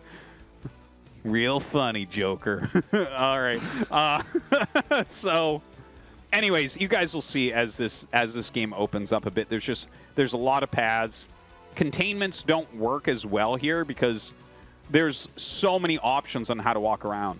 Like, literally, as you leave your base, you can get to the other side. If nothing is mined out yet, you can get to the other side like 5 different ways. Yeah, it is. Dude, you know, it's funny. Every time I play a game on this map, win or lose, I'm always asking my chat. I'm like, should we just not play this one?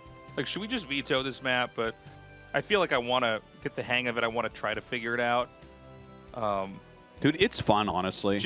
I'm well, having more fun on this map than a lot. If it stays around and I get good on it, then I'll be killing people. Because have you done this where, like, you avoid a certain map for a while because it's new in the map pool, and then you start playing it later and everybody that is already on it is so good? Yeah, I stopped doing that because of that. Now I leave everything unvetoed except something like Monty Hall and just figure it out. And, like, Kickback, I'm pretty sure, is going on my veto list now. You just can't kill a Protoss there. They're like, hey, 12 Nexuses. I'm like, oh, okay. Kickback is a rough one. Yeah, you can expand right away. It's hard to punish him on that map for sure. So, yeah, I mean, in this game, no forward barracks, no, opportunities for one player to try to punish the other one based off their build order. It's going to be a very fast command center for JYJ. No gas yet because of that, whereas Rush is going to go for the main line opening, just getting the barracks, the gas, and the other depot. Mm-hmm. So with the gasless expansion here from JYJ, obviously it can be a good build, and you're going to see a big difference here compared to the C versus JYJ game that we saw in Deja Vu. Because, like, for instance, I was talking about the C build and how I'm like, oh, is this like Tank Goliath or what? He gets like an armory and only 2 factories, and he goes Vulture, and it's like a late third. And then it's like 3 base and turrets. You're going to see this really heavily optimized by JYJ. Whatever he goes for, he's going to get more of it than what C had. But that will leave him open a little bit more to the possibility of Rush, finding some weak points. So the command center is almost done here. Neither side's going to really be able to hurt the other one right away. Just a couple Marines over at the entrance right now for JYJ as the barracks is lifted off. SCV is going to be transferred. There will be a Vulture. I think it's already out on the map now. Just roaming. Yeah, it's coming right now. He started the barracks just in the nick of time there. I mean, the bunker. Yeah. And you always want to land the bunker in this spot here because it's an obstruction for the Vulture so that they can't just run right by the bunker into your main. if you're trying to learn the game, these are these really important things that you'll gloss over when you're watching games, and when you try to play, you'll lose to weird stuff and go, oh, I didn't think of that, or I didn't know that was going to happen. And it's because any build order has all these little fail safes for all these scenarios that probably won't happen, but if they do, you have the solution for it. This is why, like, you know, we were joking earlier about coming back to the game after a break, and it's like you just lose to silly stuff because you forgot all these little protocols you have to follow in order to position yourself so that you're safe and healthy and can, you know, actually get into the game that you want to play. Well, right now you can see is placing that secondary depot down. That's to block vulture run bys as well. This is probably mines, but you can go speed against a build like this. And if you get 2 vultures by, because its speed finishes when you get 2 vultures, and so you generally just go right there. And you see he's doing a full wall because he's afraid of speed. If they get by with speed, generally that wins the game. Like, the first unit out of the factory just isn't ready. But I think he got mines here. Yeah, he's laying some mines now, so there you have it. There you go. So, when you look at these 2 build orders, I mean, what is each player going to try to go for later on? I mean, and what are you watching for? Because, you know, in a lot of mirror matchups, you do slightly different things. And, you know, maybe one player's ahead by like 5% or 10% in this one regard, and the other guy has this advantage in that. So when you look at a game like this, TVT, what are both players thinking about each other, and what are they both trying to do? So on JYJ's side, we see that he's actually doing what I called C doing in that previous gasless expansion game where he's gotten the armory, and I said, oh, he's going to go Goliath tank. It's kind of a very safe opener. That's actually what we see here from JYJ, right? So he's going Goliath tank for stability, and then he'll add factories, and it'll be like a vulture tank at that point, right? And so he's going to want to push out really strongly at that point because he will have a bigger army. You just can't get as many factories this quickly with a factory expansion. So he should be able to gain some map control at that point. Rush on the other side here, he's just laid a few mines just to watch where units are. It's not really for catching the units. And he's going to probably focus just heavily on siege tanks here. And, like, you know, he'll have a few vultures. He'll add some more factories, but his aren't going to be able to come up as quickly. So he should have a slightly more defensive stance. And as they kind of jockey a little bit for map position and that calms down a bit, that's where we should end up seeing another expansion. The vultures are going to come through here, and I got to say, this is a lot of damage, man. Rush is getting, you know, with these 3 vultures, you can just one-shot the SCVs. It's so nasty. And, I mean, look, JYJ, it's funny. It was like a small blind spot where those vultures got through. Yeah. So many SCVs killed. Completely worth it to trade out those vultures. Is it always worth it to kill the bunker there, by the way? I see a lot of people do that. You don't ever want to hang on to that for later. I guess you're not making Marines. Yeah, you just want it out of the way so that your units move more quickly in and out. That was a big mistake there for JYJ. I'm not sure why he was roaming with his entire army. It looked like he was just trying to get rid of some mines. He knew that this was just like occasional mines, so you can kind of attack, move through it. You don't necessarily need to scan. But he got so punished there by the speed upgrade. And now he went through the center, and it's like, okay, we lost another Goliath. And, you know, Rush has a bunch of tanks on the other side of that bridge, so you're not going to be able to go through there. And he's just going to choose another path. And, of course, Rush actually knows where the paths are, so he actually scans the army and will intercept.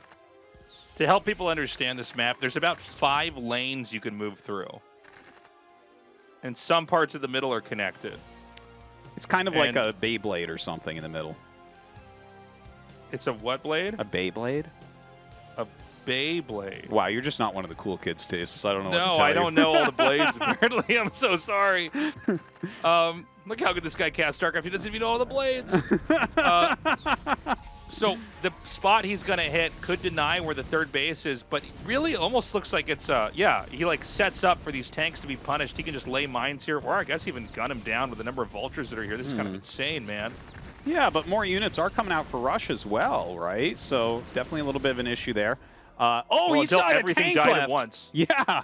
I didn't realize he had 1 tank left down there at the bottom. That really made a huge difference. And suddenly, Rush's 3rd command center gets canceled.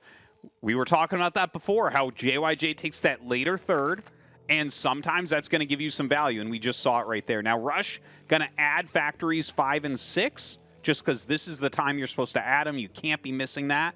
And he will restart his command center. Yeah, well, that's JYJ's, but there it is. There it is. And that'll probably float to that closer base. But suddenly, you know, Rush definitely had an advantage after all the SCV kills. But after that really nice engage from JYJ and the forced cancel in the third, JYJ is... He's got to be loving his position now. 100%. This is really comfortable. The spot that JYJ is taking can be punished by just having tanks on the other side there. It's a very scary spot to take. But, you know, you don't have a lot of places you can expand into. I feel like the safest spots to grow into are the 2 at the top right for JYJ's position. Yeah. For Rush, it would be the 2 in the bottom left. But yeah, anything outside of, you know, the 2 bases that are pretty safe that are on your side of the map, everything else is kind of high risk. Yeah. It can be hit from these weird angles, from these 5 different lanes you can move through. Like you can set up a siege tank and just hit the workers only, be out of range of their tanks. Like, there's a lot that can go on here. So these eggs, you can kill that and open up one of those little points to get access to another part on the map. Yeah, another thing, I feel like 12 and 6 are somewhat defendable as well. You can't siege them from outside the lane, but they're in the middle of the map too, so it's, you know. But I have felt like those are 2 of the bases I don't lose as often. But yeah, it's just so much craziness on this map. Now, he did kill off those eggs, so a little bit quicker on the unit rotations here for JYJ. Both sides about the same supply right now. And look at this. JYJ made his third on location. I actually really like that play. Rush is floating the command center that he made at the bottom of his main base down to the safer base. Now, this might pay off because there is almost 0 units. There's 2 siege tanks total defending JYJ's base in the middle lane. Or I don't know what we should call it, lane 4 from the top. So there could be a cleanup on aisle 4 here, which would deny the mining of that third base. I do like the forward position that JYJ has got over this bridge. This bridge actually plays a bigger role than you would think on this map. It's really hard to get anywhere if you can't get to that bridge, because that gives you access to a lot of the other little lanes in the middle. So there's a drop now going all the way around the bottom here. Supplies are pretty even, actually. I guess Rush is ahead. That's kind of surprising. But he looks like he's going to try to take advantage of this lane down here that's more opened up, that he can try to maybe hit this base. Now, this would give him direct access to that third base that JYJ took that's kind of minerals on the outside. Yeah. And this is going to be like a 1-2 punch because he's gonna drop these vultures inside the main. I think they're vultures, yeah. And maybe pull some of the army back over here. Or the vulture's just going to sit and attack whatever, and this tank's going to kill everything. But I guess ideally that would have been more of a distraction, and then he could have used the army that I think we're going to have on camera in a second here after this drop's done. Yeah, this one over here. It looks like he actually gives that up. JYJ did send a few more units there. But yeah, if you could clear that, you would dominate that expansion. JYJ is expanding to the safer expand. There it is. That's like the mirror of what Rush took as his third. So that's definitely a good choice by JYJ. Dude, what a crazy map. I'm just like looking everywhere. I'm like, well, I guess there's all these places they could run down right now. And you see all this like huge unit movement. Look at this. He's sending a ton of units up to the north here. Rush is. Looks like he wants to attack that kind of safer, quote-unquote, base from JYJ. Yeah, he's moving up there now. He's going to turn back around, though. I guess once he gets spotted. Yeah. Problem is, if they have anything on the ramp, you're just never going to get in there. The same is true here for the bottom. JYJ going to try to move down here, but... Ooh, not again, many I don't know if units he's going for to Rush. find that much ground. Sorry, go ahead. There's just not many units for Rush down here. JYJ actually might be able to just break through. Look at this. It's only 4 units. He's got a much bigger army. This is kind of a big move. If you deny that third base for Rush, you're going to win the game, 100%. Rush has a lot of supply. Oh, there he has a lot. He's got stuff on the ramp. I mean, that's the problem, is that you're never going to get up on that ramp if they have anything. You can generate a threat down here, but you just ignore it, right? Mm-hmm. Well, if you're going to generate something that far forward, do you take 6 o'clock then? I tell you, you get Yeah, I think really you do. stretched out here really quickly. I feel like he could have taken 6 o'clock. I think in some ways he could have taken the middle of the map even. Maybe that's premature, but it does feel like that's hard to punish. Can tanks from like the two lanes that aren't the direct middle but around that, can they hit the minerals from that side? I don't think so. I'm Yeah, pretty I don't sure think not. so either. Yeah, they can't hit the command center. From lanes 2 and 4, they can't hit 6 and 12. I'm just going to start saying numbers, man. Just Yeah. I'm like a Zerg player now. I'm like 973. Oh, yeah, 9734. What do you think about that? 6 Zerg players. You have great namings for your builds. Your builds are just so aptly named. Yeah. And look at this. He actually clears out this base. So this was the kind of dangerous one to take that we were talking about before. And, ooh, Rush with some very good tactics in here. Clearing some more tanks. Stopping the mining. JYJ did get a new base, so that's good. Rush is trying to expand to the bottom left. There's some mines there, so JYJ is going to be aware of it. And I think he's trying to expand to, like, the mirror of JYJ's base that he just killed, too. It looks that way. So he's moved in here, and you can see how just immediately that base is denied once you get access to that point. Like, it's so hard to contest. And maybe the Wraiths come back there later and clean it up, but if not, like, you know, or even if they do, excuse me. Okay, hold on a second. They're going to come in here with these, oh my god, big punish on the Wraiths. Wow. Yeah.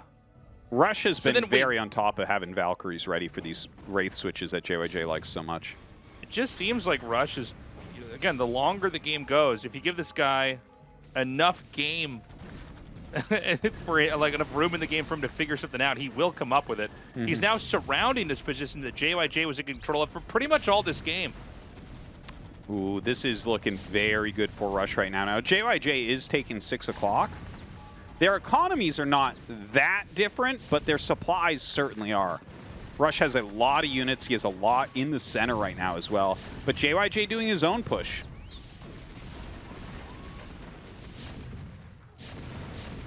Yeah, it seems like it's going to be a bit of a trade. Again, that base over here, yeah, it's not being mined from. A little scary. It seems like JYJ is just functioning off of 3 bases right now, whereas Rush is about to get 4. Oh, actually, I say that, but then maybe 6 o'clock is going to be seized in a second here. Because JYJ is taking, yeah, he's sending SCVs down there now. I thought he was sending them to that base that was floating. I'm like, no, there's 2 tanks there. No. There's 2 tanks and you're not even landed, no. Yeah, he does take that 6 o'clock base, which makes sense with how many units he has down there. But I feel like that gives Rush a little bit, like he already has more supply, but JYJ has committed so much to the very south part of the map. How does he contest the much larger army that Rush has up in the north? That is the question. Okay, here he comes. Eye for an eye here. He's going to try to hit this base. But what does he actually have at the very top right? Oh, I guess you can kind of hit some of this stuff from over there. Yeah, I don't know. He's rotating some units up there. He doesn't have that very top right base. He is denying now a lot of Rush's minerals right there, but looks like Rush is going to be able to come back and actually overpower these tanks. So that's kind of a big deal here for Rush. Look at this, man. This game is so wild. Dude, that JYJ is long game- distance mining minerals. This is like hurting my brain trying to even follow. This map is so complicated. Yeah, no, every TVT on this map looks like this too, where it's just shit is happening everywhere. Everywhere. And like you're being attacked all over the place, you're losing bases. There's always at least 2 floating burning command centers in every TVT here by like 15 minutes. It's just, the map is absolutely madness. Okay, he's going to try to push through here now. Seems like this position's going to be a little bit squishy right now for JYJ. A couple more spider mines are going to be sprinkled down here. Wait, did that go off? No. He just Whoa. barely got that one. I think the splash got it. Yeah, JYJ We now holds know onto that position very importantly. The mine screams before the damage is actually dealt. Yeah. So, Rush is on 5 healthy bases. I guess 3 that are mining. Whereas JYJ is on 4 and about to take his own 5th at the top right. But there's a lot of movement on the lane second to the bottom. Like a lot is going on down there. Yeah, it looks like he's coming around that lane and going up into the center. You definitely see the center of the map is much more controlled by Rush, but JYJ is pretty consistently expanding. Like, he's actually, it's kind of impressive if you look at what he's gotten. Oof. Big damage there on his tanks. You know, he's still at 170, so, like, 170 when it's tank versus tank, man. You have +2, no problem. You hold on against 200 all day. Yeah, he's going to try to push through here. Got to be careful about the spider mines that have already been planted here by JYJ. I just don't see enough tanks to ever deal with this. JYJ is going to start to fall in this position here. Goliaths and tanks and vultures continuing to move in. We have some more tanks coming here in the back. This should be enough to maybe sandbag progress. Yeah, that's definitely enough to hold on to this. Oh, there's actually a drop at the bottom left. Yeah, I just saw that on the minimap before he clicked on it. Okay, not great, not terrible, I guess. They actually, if you look at this, because JYJ's taking top right now, as he lands that and actually gets it mining, he's going to have one more mining base, but it's a mineral base. Yeah. What an insane game this is. I think Rush is taking the middle. I think I see a command center and an SCV building there. Yeah. It's actually a legit base. It's got 2 gases. Yeah, well, there's 2 gases, yeah. I actually saw someone in a TVT make 2 command centers there, man. That's how wild this is. But a good setup here from JYJ, sieging over the wall a little bit. 3 dropships kind of flying around this missile turret going towards that top right. There is a little bit of defense there, and yeah, JYJ is going to send quite a few more units up there as well. Okay, he's going to try to push into this spot over here. This base has barely been touched. I actually thought there was more stuff mining here for most of this game. Tank's going to come up here from the bottom. I do like your observation about JYJ's position here, Tastosis. It is, the longer the game goes on, it seems like it's actually kind of going to be okay. But let's watch for this base down here. Now, this is the base where there's no gas, by the way. We should point out this is like a low-priority base. Yeah. So, like, will it fall? Yes. Does it matter? Well, not exactly. Yeah, I think it matters more the tanks he lost rather than the command center. Like, I mean, you probably lift off the command center and save it anyways if you're really paying attention. But, yeah, I think the tank's value is much more than those minerals. So that was kind of painful because it felt like Rush actually cleared those siege tanks really, really efficiently. Now, JYJ... Can he actually get in here? Oh, my God. Yeah, he's going to seesaw here again. And, dude, those mines are amazing. Uh-oh. Rush is going to crush this. Yeah, he just barely has enough. An overextension here from JYJ. Yeah, that's Those mines painful. making That's a painful. huge difference. They were... Yeah, it didn't really make a scratch. Yeah. I think right now, Rush has way more tanks than JYJ. There's no way for us to really go through and count that. But we've seen JYJ lose about 15 tanks in the last 2 minutes. Tastosis, we got the double CC in the middle. Oh, yeah. He's going for it. Screw long-distance mining. Let's do it. Look at this. He's got 3K gas, by the way. That's wild. There's a lot you can do with 3K gas. Yeah. I mean, remember that every tank that is killed is 100... Wait, how much gas is it? Is it 125? 100 gas. Yeah. 100 gas, okay. So that's a lot. I mean, a lot of the reasons why you don't see other units like in this matchup, like people be like, why not Ghosts or why not this or why not that, is because tanks cost so much gas. And some of these other units aren't as good to control. But I mean, the point is, like, anytime you see a tank go down, it's huge because it's going to be a lot of mining to ever get it recovered. Whereas Rush is just, he's got some deep pockets right now. Yeah. And they are dealing so much damage to each other. Look at this. Rush's drop in the main base is doing some fantastic damage. JYJ trying to clean it, but he had dropped this base. So now he's denying mining on that third, and he might be able to wiggle over and deny mining on the fourth base as well. This is crazy. Okay, nice D-Matrix is here to tank. Although it looks like the tanks at R&D Matrix are going to go up into the front here. As long as he clears it, I guess, he's going to be happy with that. And JYJ has lost a lot in his main base, Tastosis. I think this is the end of JYJ here. Even though he's still got a good economy, like, losing that many factories, how are you going to spend your money? Yeah. Rush also mining from both bases in the middle here. So many factories and depots were destroyed. Rush is 4 supply away from being maxed out. A ton of dropships on the map moving around. I mean, there's so many ways you can end this game. This base is completely exposed. There's nothing to defend here. I love it. He unloads just a little bit and then spreads it right up to the top right. Oh, yeah. Just get rid of absolutely everything here. SCV's drilling up to that top right base. They thought they were safe. They're not. Yeah, and it's, you know, a very unusually shaped endgame TVT where both the top and the bottom JYJ has. It's the middle that Rush controls. And even now, JYJ is going to try to move in and attack there, too. This is such a crazy-looking game. Dude, there's just so much action on Minstrel. There's just, you can never, it feels like you can never defend anywhere fully. Yeah. Just there's so always many paths. a weak point. Yeah. And then, it's funny because I hate this map, but now that I'm watching it, I'm having like a lot of fun. I'm like, oh, I want to play a game on this, but yeah. This has been just wild. So Rush pulls out of the middle.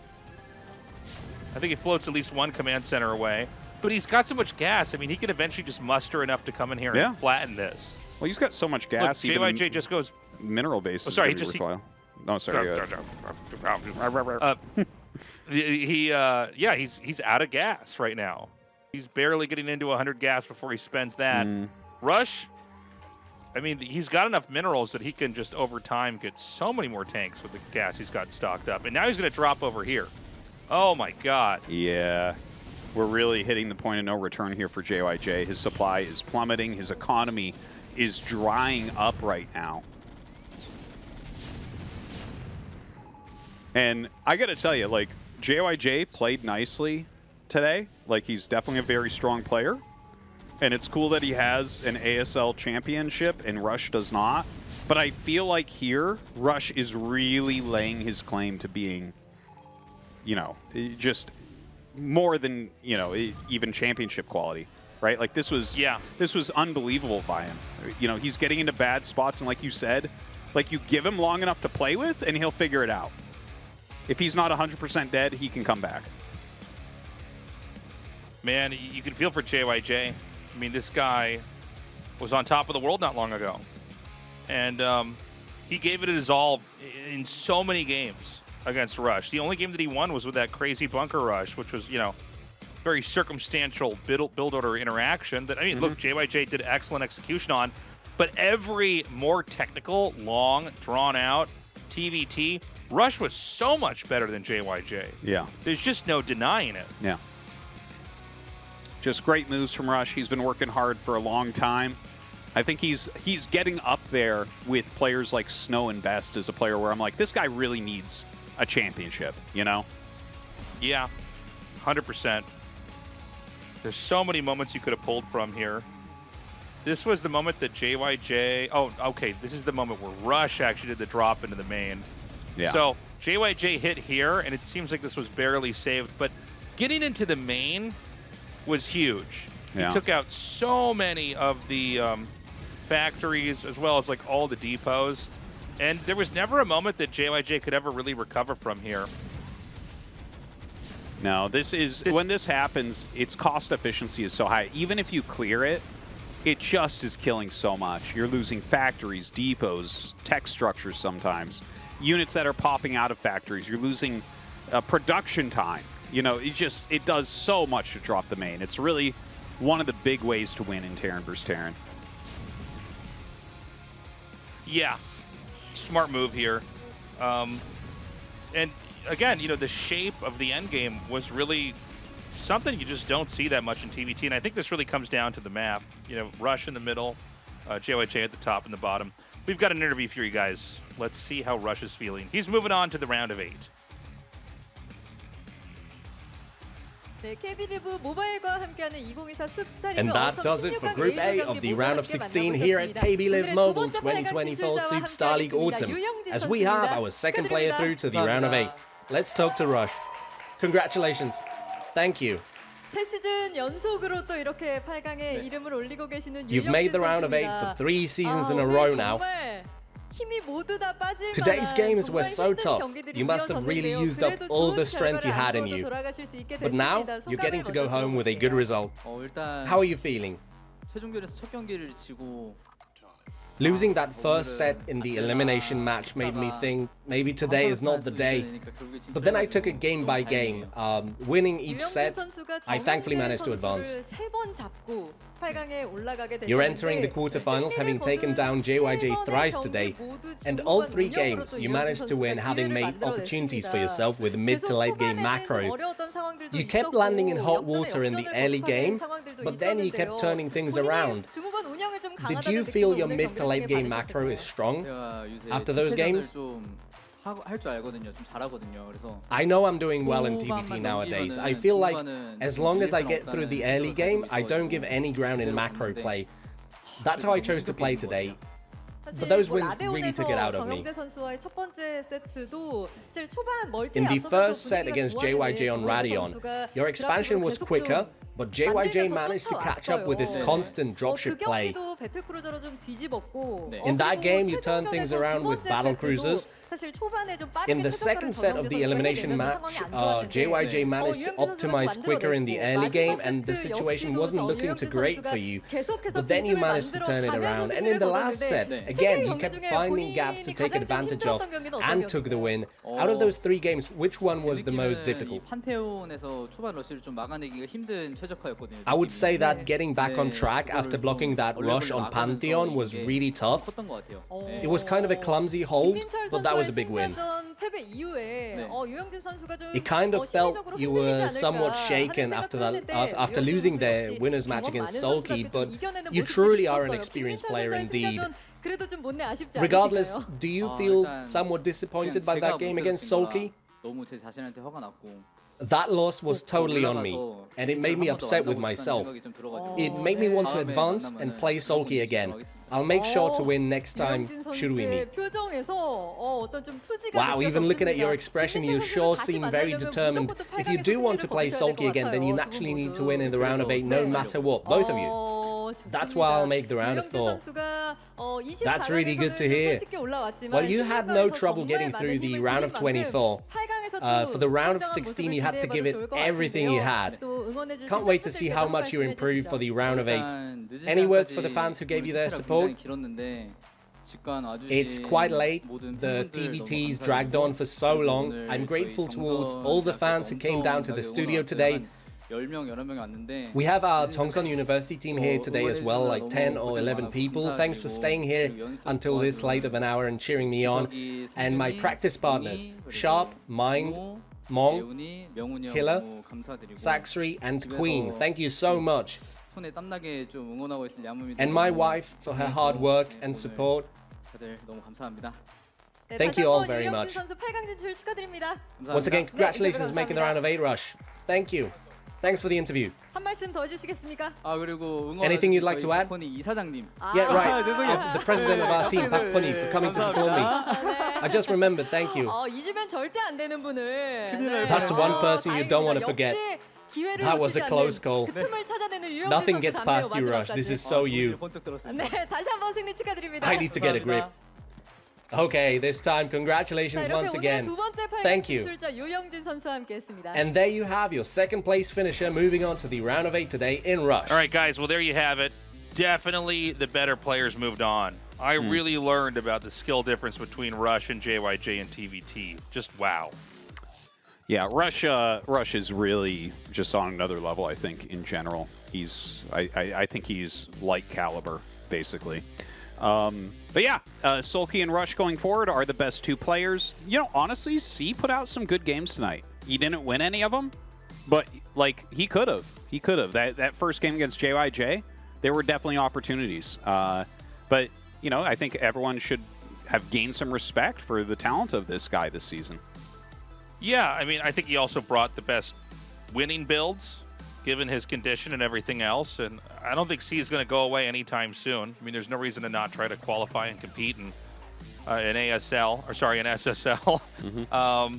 So yeah, I thought he had a great run. And Soulkey, just godlike, man. He might win his 3rd in a row. Yeah. And that is going to be serious news for the history books of StarCraft. Yeah, yeah. We might get into a new era, man. And who knows? Like, Flash is active right now, but if he comes back, is he going to be able to beat Soulkey? I don't know.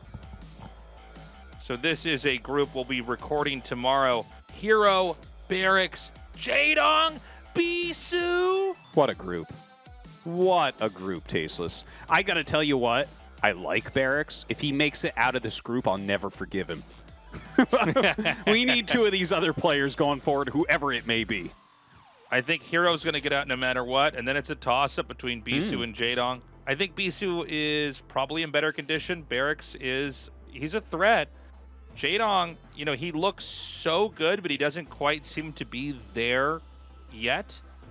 Like, he knows how to win. He knows how to win on his terms, but the way that some of these people have modernized their play, it'll be fun to see if he can deliver here today. And again, a lot of people are rooting for him. He really wants this. He's been hungry for a championship. One of our most exciting stories here in the SSL. Yeah, and you know what? He does look like he's in good shape right now. I'm a little bit nervous about him against Barracks. I don't trust in his Zergver's Terran all the way, but the other 2 matchups, deadly as can be. Guys, thank you so much for joining us. We love you. Check out our Patreon, and we will see you in Group B right away. Bye-bye.